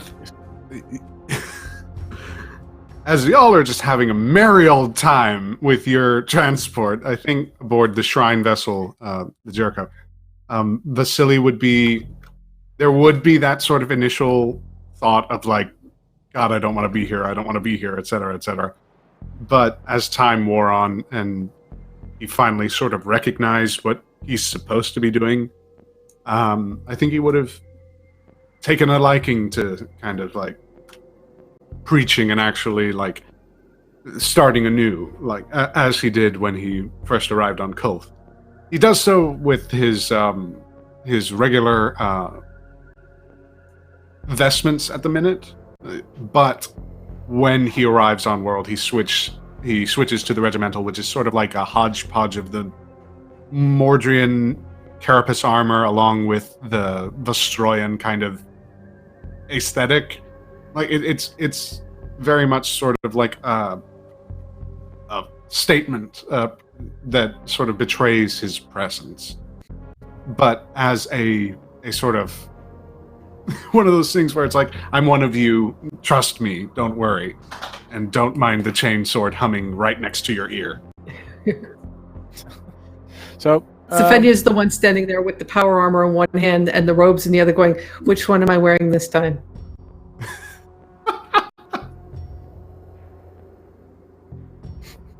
probably I think that's the Inquisitor's call. Yeah. I don't. So Power armor it is. just Default is the power armor. To get a bit of a move on. So Sorry, I was busy we're- researching psychos. Yeah, we're just gonna basically we're gonna assume you actually did all the research on this guy. Yep. That's why we asked sort of modus operandi, so I get a bit of an idea of where you're coming from, what you have to you available to you, and you have actually caught him and cornered him. He just landed like when Vasily arrives, probably 1 or 2 weeks ago, and actually you know from his previous location that in the first 2 weeks he actually doesn't make any contact. He just looks out and seeks where he goes next. So, and you found his house through the Arbites, because, well, they do keep some track of where newcomers go. And this one, you could pin down very specific where he came from, and so you found where he went. Even though it's actually a bit stealthily put in the records. He uses an alias and everything to hide his presence. So you know where his house is. You know he's guilty. How do you approach to get him? I arrived before the group, right? Yeah, let's say you arrived before. Then as soon as Kipkin came down, you were able to feed him the information to find Vasily. So that we're just going to put you all aboard your ship. Arrive. Within the day, you know where he is. And you have the opportunity before he actually does anything and disappears again. Because you know, within a week, he will be gone again. Well, he will be on this planet, but he will not be so easily found. All right. So with that, I think I would have now finally amidst the group after, like a week aboard this foreign vessel. Like, I would advocate strongly that we don't just go in guns blazing. Yes, against type, I understand. But the attitudes and habits of cultists often reproductive rather than self-terminating. They feed their doctrine to others, and others consume it, and so it consumes them. I would be happy to read him. I would be happy to read him some of the scriptures. Scriptures cannot help some heretics, sister. You'd be surprised. I'm sure I would. But I'd rather be informed before I am surprised. Permit me, Lady Inquisitor, that I might have audience with him, under, of course, your supervision, so that I might garner some information, perhaps, relevant to the spread and infection that is chaos.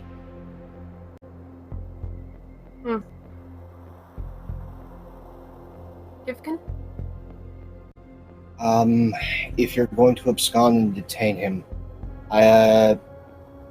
and we are doing this in a manner of some subtlety, I would strongly suggest I make a phone call over to my friends with the local Arbites to have you delivered in a local vehicle, serving a search warrant for contraband.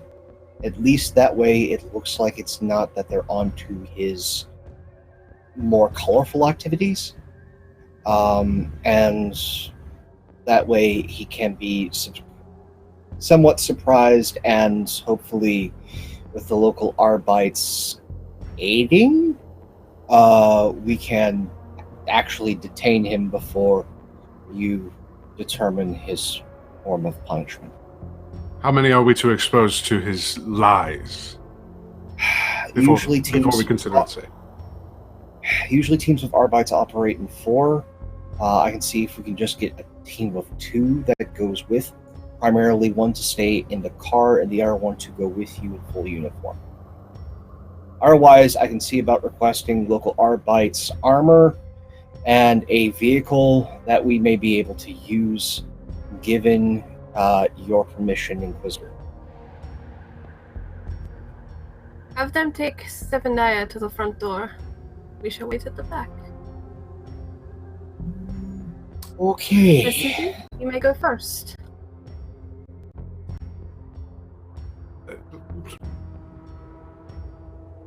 Okay, so Of course.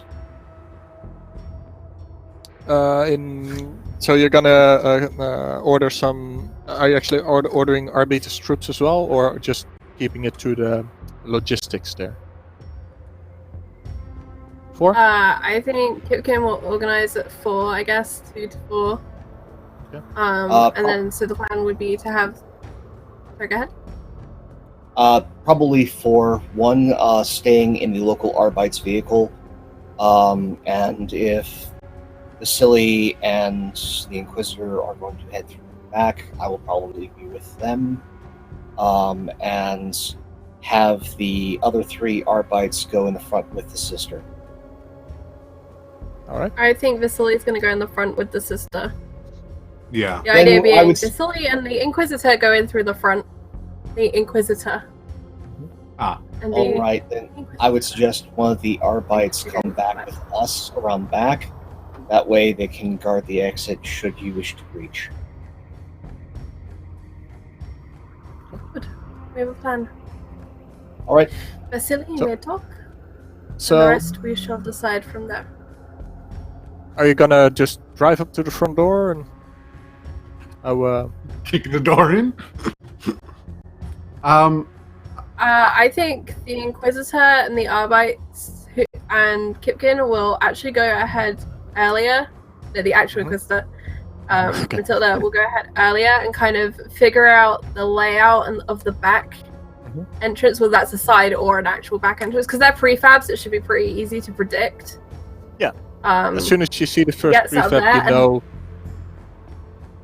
As soon as you see the first prefab, And you then know we'll there's send- a front door with windows, and there's a tiny garden with where they keep trash, with a back door and an alley. It's a 2-story building. Then we'll send Vasily, who can kind of run in and be like, "Oh, the Inquisitor's coming! I've come to warn you." And at which point we'll send Stefania and the other arbiters very obviously down the front, and we'll see if we can get Calvin moving. Okay. Hopefully into us in the back. Sounds like a plan. So as you unmount, can you describe your characters for me? With the first that amounts being Jason Wesley. So All right. Finally getting How a does he proper look? description. yeah. Vasily himself is sort of unimpressive. He has a fairly flat face, an aquiline nose, a ragged sort of silver and white beard that clings to his face, hair that is styled somewhat similarly to this, shockingly white, with amber eyes just sort of darting about every now and then. Now that the operations have commenced, you see him kind of stoically inhabiting the role that he has been assigned. He's dressed again in that sort of regimental gear of the Vestorian Firstborn, with a bit of the Mordrian Iron Guard, chainsword at his side, and ready for action. Does he carry a flame here? Man, that's a good question. In this instance, I believe that he probably would keep it strapped to his back, ready to draw out if ever there were a need for such a thing. Not that he would want to use it, but you know. Yeah. So, standing by the back door, we find 2 persons, if I'm correct? 3? Yeah, there's Narbites with us. Oh, and Arbites. Yeah, the Arbites. Basically, he has a bit better than rank and file flak armor. Actual like riot armor. The riot police has. Well, most Arbites would in city environments. But when he looks at you, what does he see? Starting with Gentleman with a some necklaces assigning Arbites Adeptus station as an adept within the Administratum. Overly oiled beard, just like slick, like he's trying to take care of it but doesn't necessarily know how. A relatively low-end tunic, has a series of rope belts holding all of his gear, has his maul with him, and pistol, but even that's kind of put in slightly wrong, just making it draw slower than it should. But has a number of data slates popping out of a small messenger bag that he carries with him at all times, with also auto quills, papers, and he never leaves without that. And he glances from Kipkin to the Inquisitor, waiting for a signal. What does he see? The Inquisitor is about 5'4" tall. Wears dark, conservative armor, mostly made up probably of what would be the equivalent of Kevlar plates and simple stab vest, blast proof, black goodness. She's kind of gone for an armor that means that she can move quickly and as quietly as possible. At her side, there's probably a gun belt, in which some blaster equivalents are kind of holstered. The only real sign of weaponry on her for this particular outing.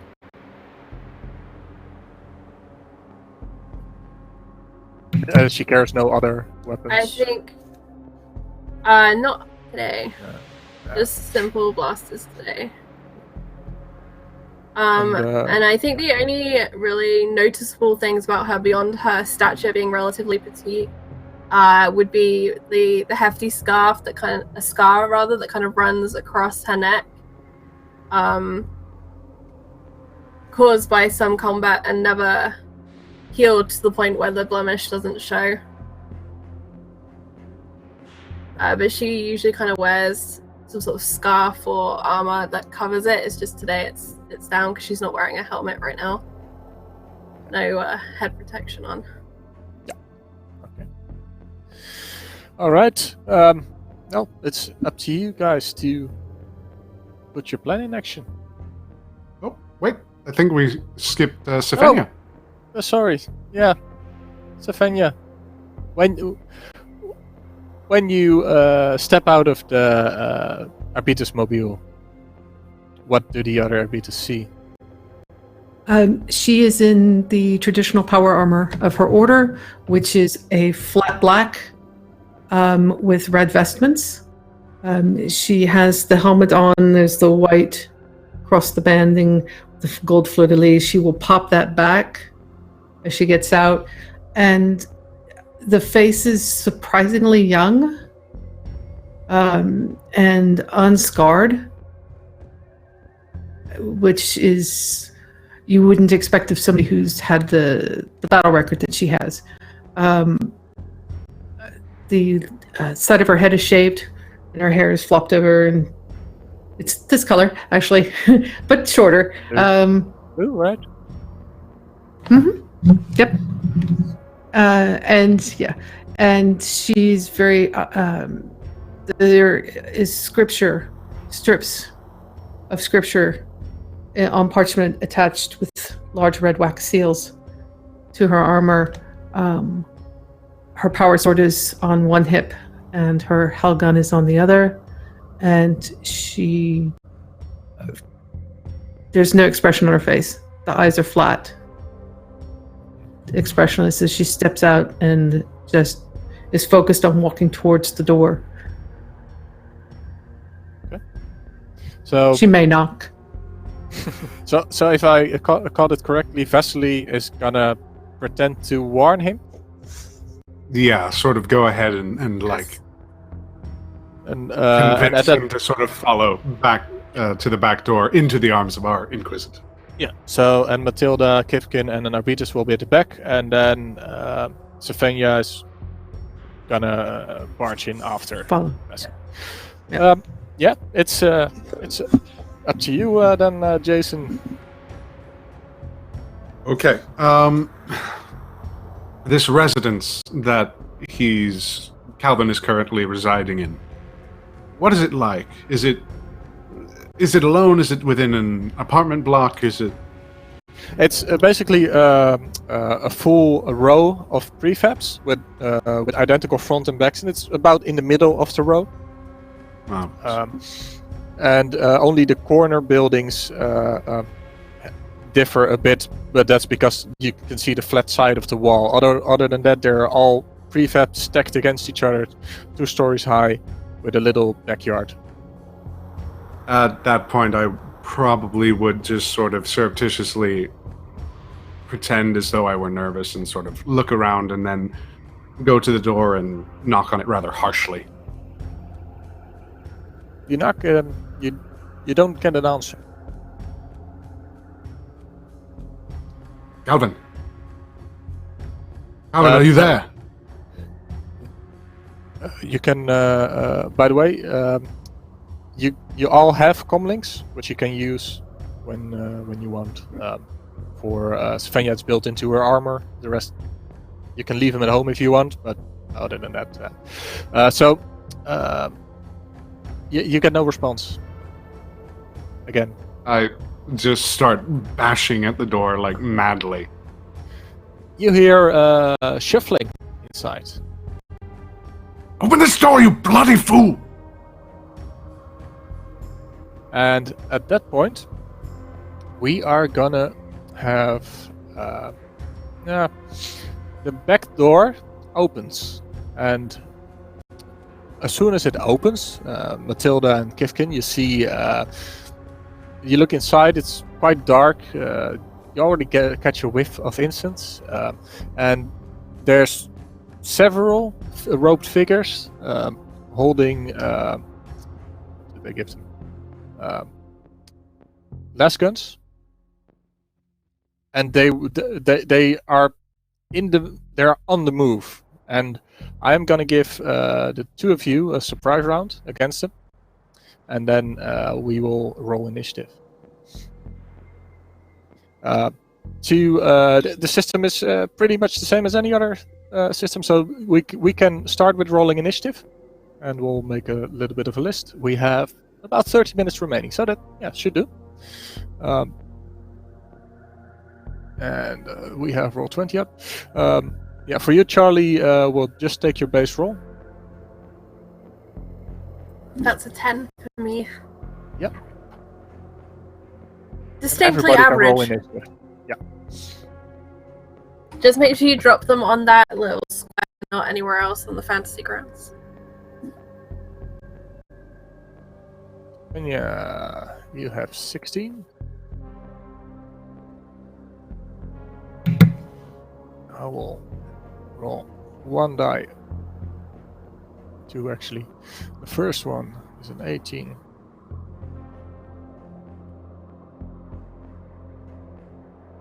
Alvin has 18 cultists. 11.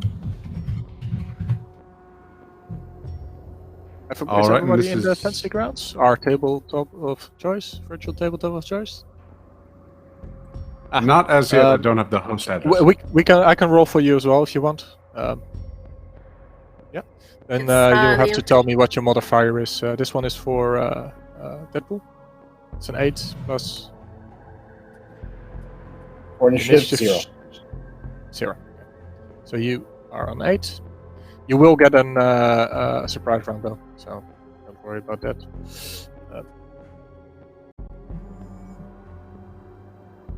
8. And then, do I need to do the same for Svenja? I'm sorry, what do you need from me? Oh, no, sorry. I misread. We have... do I need to do the same for Jason? Apparently, I don't have the host address, so... Okay, basically, in the Phoenix chat, the VMix. Charlie linked the handle, which you can put into the address, and then it will take you to... so you can make the next rolls yourself.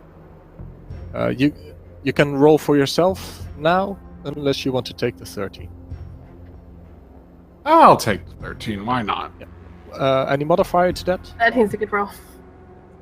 0. Oh, Jason. 0, 13. So let me quickly order that. Let me see. 0 plus 13 is 25. Yeah. I think that's it. All right. 1.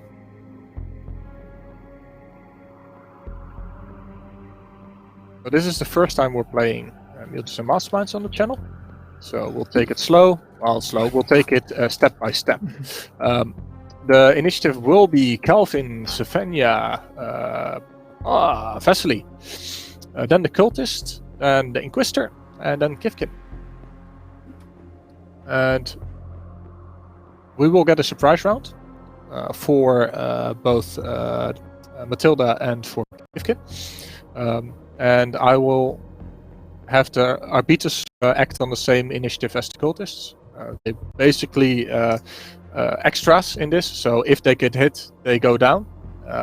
The rule differences named characters from minions, basically extras in the scene, and they can hurt, they can attack individually, but if you hit them, they go down.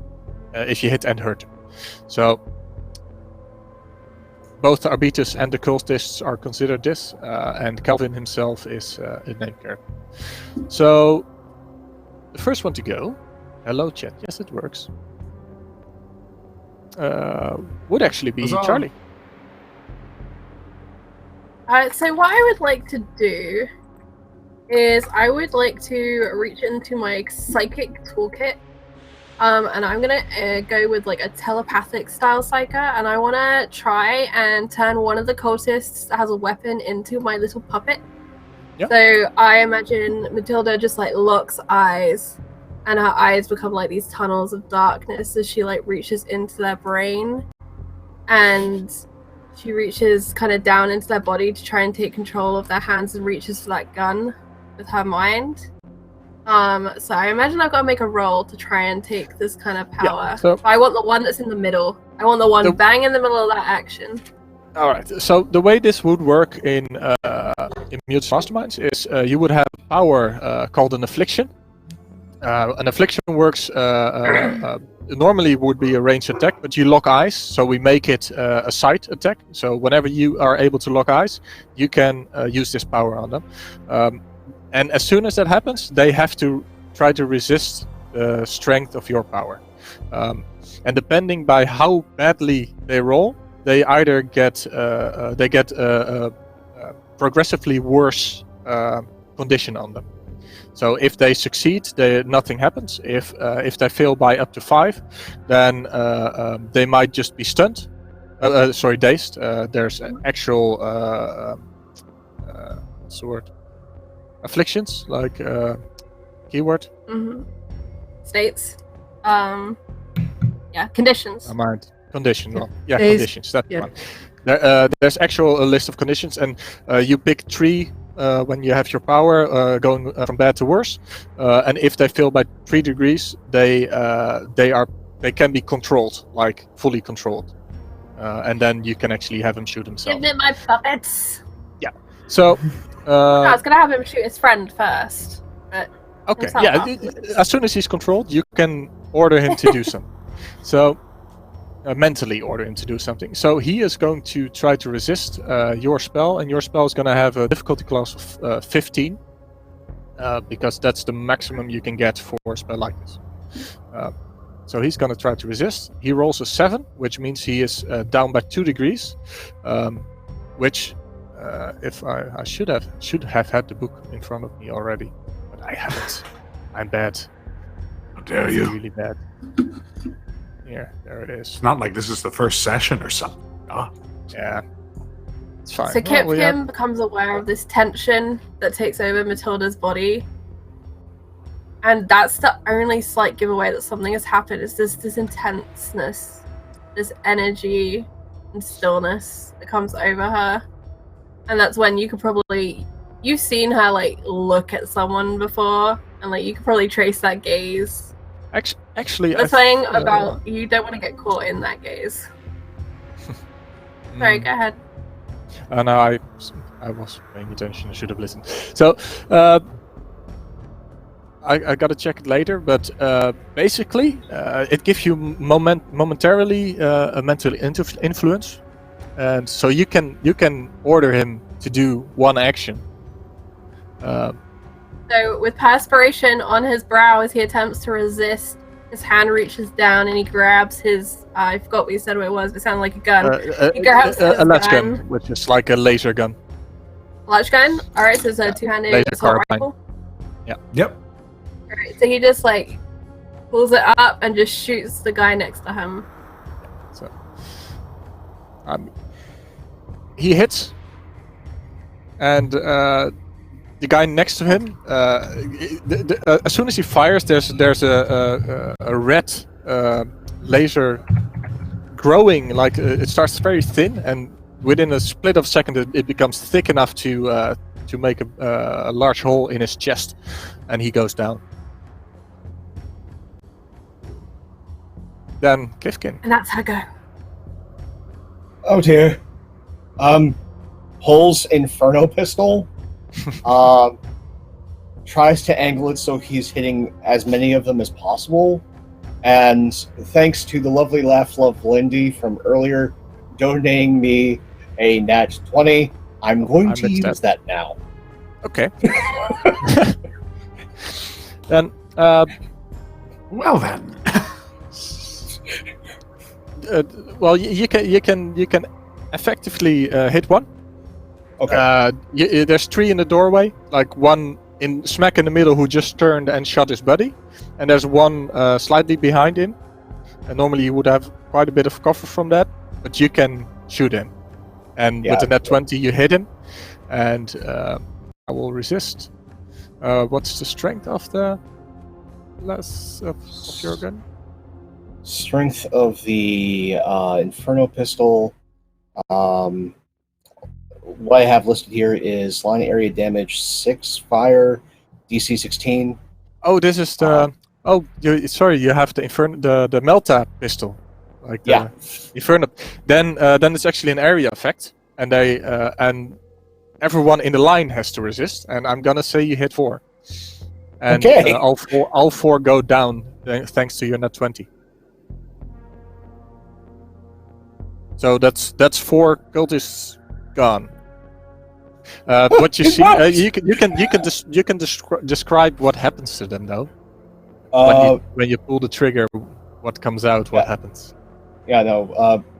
Kifkin bumbles, pulls the pistol, and just with the disturbance coming from the Inquisitor, his hand kind of just slowly gets pulled in line, fires, and then there's this sudden bright greenish beam that just emits out, and then there's a hissing sound, and there are people on the floor. It's just everything's bright, and then there's bodies. I feel like Firstly, Mathilde at that point has to blink because that is staring. Yeah, firstly, a meter to the right of you, the stream comes going through the wall and just before the next building on the opposite side of the street, and then falls down and melts a line down through the wall.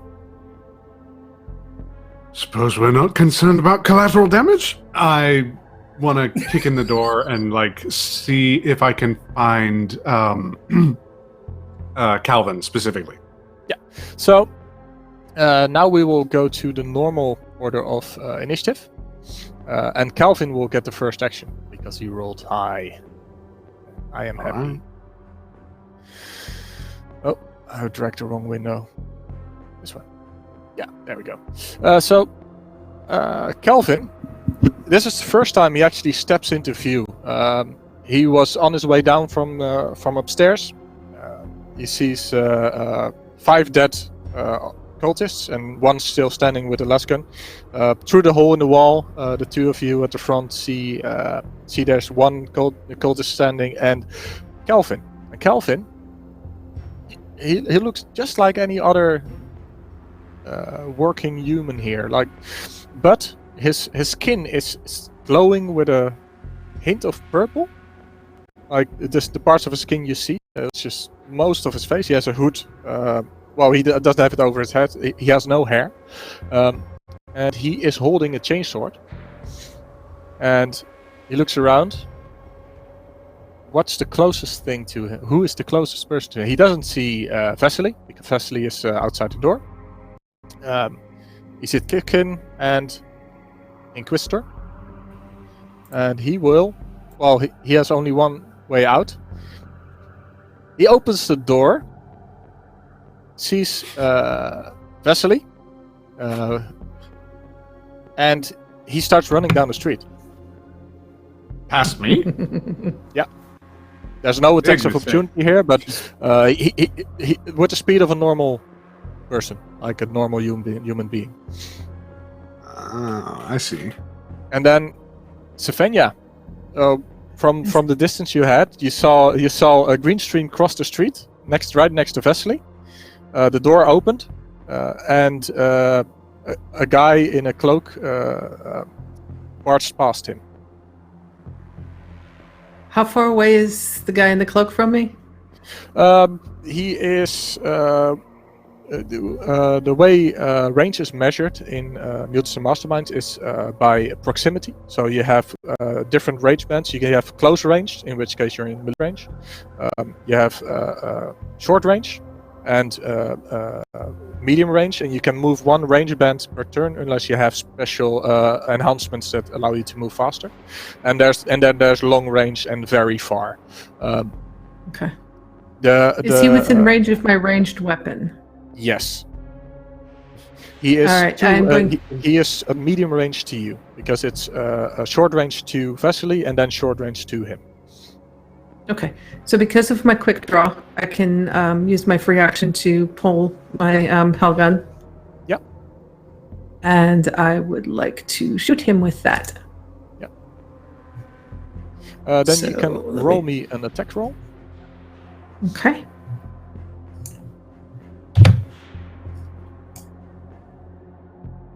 So that's a 21. 21. That hits him easily. Okay. And then what is the damage of your weapon? And he will have to roll a toughness roll in order to survive. It is a power 4 with 2 penetrating. Okay. So the way damage is dealt in Mutants and Masterminds is the person trying to survive has to roll resistance roll against the damage, which is normally toughness unless you're dealing with a special kind of weapon. If he fails, there's progressively worse results, and we are using a house rule here as well that makes the results even worse. And every time you fail, you get a stacking counter on you that reduces your resistance modifier. So if you get hit lightly once, you get a -1 on all your next toughness rolls, and then there's the -2 for failing with 2 degrees of failure. Every 5 points is 1 degree of failure, and there's a -3 on 3 degrees. If you fail with 1 degree, you also get dazed, which means you can only take 1 action on your turn. If you fail by 2 degrees, you get staggered, which gives you the same effect as dazed, but you can only move at half speed. And then the 3rd degree, am I saying that right? With my house rules? Hang on. I should have just read it because I wrote it down. I'm an idiot. So, yeah, 1 degree normal failure will give you a -1 as normal. 1 degree of failure will give you a -2 and dazed. If you're already dazed, you get staggered. And 2 degrees gives you staggered. 3 degrees means you are out of combat. And in the grimdark future, that often means death. So he will have to roll his resistance against your strength 4, and the DC is 15 plus the effect. So that will be a 19 to take no damage.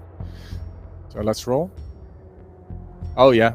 Oh, I actually rolled next to the box because it was a 20. And now he rolls a 1. Okay. A 1 plus his modifier. I mean, a natural 1 on a toughness test isn't an automatic failure, but seeing how It's not good. he only got a 4 total on his result. Next week I'll have a nice chart. I think it's good to say that he goes down. Because we have a nice matrix. Effect 4. Yes, 4. He doesn't go down though. But he gets floored. It's 1 point away from being a one-hit knockout. All right. He looks very wounded. I'm going to go ahead and... So that was my action. I'm going to go ahead Yeah, you and... still have a move action. Yep, I'm going to go ahead and continue to move forward towards him, telling him, stay down. That puts you next to Vasily in front of the door. Okay. Going down initiative. We have Vasily. Okay. As I see, this guy is basically like, I would probably say I would listen to her if I were you, friend, and go next to him, chainsword at the ready, just buried next to his head. As soon as you stand next to him, you notice his fluorescent purplish glow on his skin, almost metallic. You We need him alive. You have some expertise in occult things or anything? I have a bit in ecclesiarchal lore. I don't know if that would... No, I wouldn't help here. So, probably not. So it looks weird. I don't know what it is, and it looks weird. Yeah. All right. Okay. Then, will you? You took your move action. Do you want to take an actual action as well, or you can actually ready an attack? I do have comm links to Kipkin if you want to tell him about the weird looking thing. Hey, Wikipedia. need your insight on this. Kipkin. Metallic skin, purple aura. I try and describe it as best I can to him. Okay. Sure. I'll get to you in your action. Yeah. So, with your action, do you want to do anything else? You could ready an action in case he moves or tries to do anything. Does he seem cognizant? He looks blank, almost like Savania, but unnatural. Oh, my friend, what have you done? Confess. Maybe I'll make the death swift. That concludes your action? Yeah. And I'll just have the chainsword revved and ready to go. Yeah. Alright. Let's make that a ready action. Then we have the cultist. Mathilde, what do you want the cultist to do?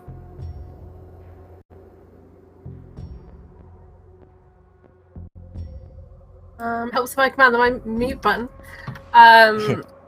Mathilde, are there any cultists standing, or do we blitz them all, right? No. Yeah, that's it. She will will him down to his knees and have him throw the weapon away. He might be useful for questioning later. Okay. All right, he does that, and since we disintegrated everyone else. and as he does that, there's like a cold shiver in the air as well, of some kind of, you don't know. And then it's your own action. So I would like to move up to him, and can I have some sort of handcuffs, some equivalent binding equipment? Oh, you have to arresting RP just people? next to you, so. Okay, sure. Yeah, I'll grab his handcuffs, or whatever the equivalent is, some sort of force handcuff, and I'm gonna bind this guy's hands behind his back. They're high grade. And I'm just gonna stand ready to move on. Yep. Awesome. Yeah, just have him bound and taken care of, and then she'll just be ready for whatever's gonna happen next. Just an awareness to the rest of the house. She doesn't, at the moment, know, I guess, who's around. So. Well, you can roll me a perception, which you would have at +6, at least. Alright. SW 23. There, you don't hear anything else in the house. You're pretty sure the house is unoccupied. So that concludes your turn now. Yes. Question. Yeah, okay. Kifkin. Like to make a cult roll on that information. All right. You can roll me occult. You use your special ability to get information. Right? Yeah, so I'll use my ability since this is recall, so that'll be +5. So +11 in total, so that'll get me a 13. You could spend a hero point to reroll, and we would have had. Sure, let's do that. Yeah. Okay, so 27. 27 will tell you that while there is some chaos cult that often uses these colors, you've never heard of something like this. You've never read of something like this at all. Absolutely sure. Transmit. Definitely chaos taint, but this is new. So if you can leave the corpse mostly intact, knowing you guys. But be careful, just because in some things I've read it might explode. Just careful. You okay if I take your research as an action? Yeah. No, go ahead. You can move if you want. I will move to use what little of this prefab building is as cover and train my Inferno pistol on the now kneeling cultist. Okay. Yep. That brings us back to the top in Calvin. He rises. And you get to make your action if you want. Because he is about to pull up his sword and shove it in your stomach. Whatever hand or whatever arm he's trying to use, I cut it off. Okay. Roll me an attack. All right, sure. So it's just dragging the D20. Hey! That's an 18 plus a lot. Hang on.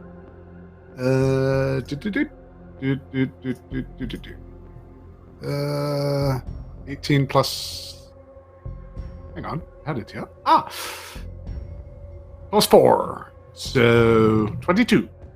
22. That hits. What is your damage? Damage would be power 6. So 6 points, I think. Is that it? Yeah, that's power 6, and it's a chainsword, right? Yep. Yeah, so I've got a list of equipment, 40k, and chainswords don't add strength to their attacks. We will get it shared on social media for those interested. So he's gonna have to roll a resistance check against DC 21 to take no damage, but he already has a -3 penalty on all his toughness saves. So he's at +0. So did I roll it in the box? Did you? I don't know. I did roll a 2. I'm gonna roll it in the box because. Yeah, perfect. Hey, another. So a 2 plus 0 against DC 21 means he fails by 4 degrees, which means you get to describe how you cut off his arm. All right. Or if you want. So, sure. So as he tries to, as soon as I see him grip the handle, it's sort of like, oh man, rev the chainsword and just drag it across the ground, stomp on his arm, and just cleave it off. As you do that, the arm itself, it instantly loses most of its glow. Now that it's out of his sleeve, you saw the same glow as on his face, but it just disappears, and he falls down to the ground. Oh, what have you done? And I think that's a perfect place to wrap up this session. Session 0 of Warhammer Inquisitor. So, I didn't get a list of things to go by by this, but we'll continue next week, where we can start with one cultist in captivity and one you might be able to save, but we'll see about that next week, and if you so want. Let's go around our cast and crew. Tell us what you thought about the session, where you think you want to go next time, and if you enjoyed it. Let's start with our great sister of battle, Cleric of Court. Hello, I'm Kat at Cleric of Court on the Twitters. You can find me here every Monday now at 2 p.m. Eastern Time. Enjoying 40K. This is going to be a lot of fun. You can also find me on Tuesday nights at 7 p.m. Pacific, 10 p.m. Eastern on Madbert's streaming on Twitch, where I play an tiefling sorceress who may not be aligned with good, let's say. And she has a thing for fire, given her draconic bloodline. Anyways, that's where you can find me on Tuesday nights. I'm loving this. This is going to be great, and I would really like to find Sefenia standing with a sword over these two cultists, waiting for the word to behead them. She's just looking at the Inquisitor, waiting for permission to separate their heads from their bodies. Let's do that. As is fitting of those who have. Let's go over to the left to Pope Deadpool 1. Hey folks, Pope Deadpool here. You can find me over on the Twitter at Pope Deadpool 1. I had a blast. And most thank you to Laugh Love Lindy for giving me that nat 20 so that the lowly adept actually got the highest kill count. And no, I am looking forward to the adventures and misadventures of this group so very much. So please join us again next week. And if you want to see more of me, I will be on Tales from the Grim Wednesday nights this week at 8 p.m. for May Black Roses Bloom. I will be returning on my guest spot as everyone's convoluted favorite rogue. So take care, and I look forward to next week. Yeah, all right. Jason. Hello, everyone. It's so wonderful to be a part of Encounter, finally. As I said, Jason Catron, just Jason, please, on Twitter. If you want to follow me, go ahead. If you want to find me elsewhere, tomorrow specifically, there is a lovely game being DM'd by yours truly over on Susanna Grace's, friend of the show, Susanna Grace's Twitch channel, called Grains of Truth, set in the Witcher universe. It's a lovely bi-weekly sort of shindig that she and I have cooked up. And yeah, you glitched a bit. Cooked up. That we've cooked up, featuring, hopefully, in the coming years, a menagerie of wonderful guests that maybe a few people will be able to come aboard on.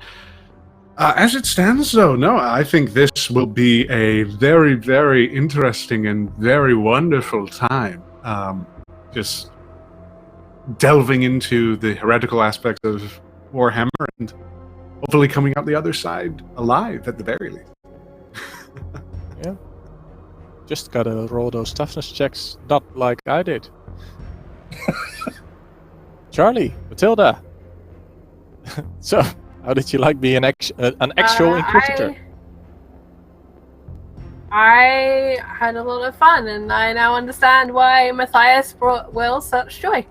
I definitely believe that you should always use your enemy as weapons against them. And that is the policy that Mathilde will be using for a little while, I think. Very excited to be here. Thank you to you guys for letting me jump in. I'm sorry that I wasn't fully prepped, but I'm excited to see how things develop, and I have a really talented toolbox. So I'm looking forward to next Monday. As for myself, I'm involved with a lot of games at the moment. I have a pinned tweet which has all the information. I will be back here on Wednesdays on Encounter for some more Warhammer, this time delving into fantasy, starting next week in the 5 p.m. EST slot. And I am very excited for that. Give me all of that Warhammer goodness. Long live the Chaos Chorus. Ban the heretics. I think that's. Yeah. We can do that.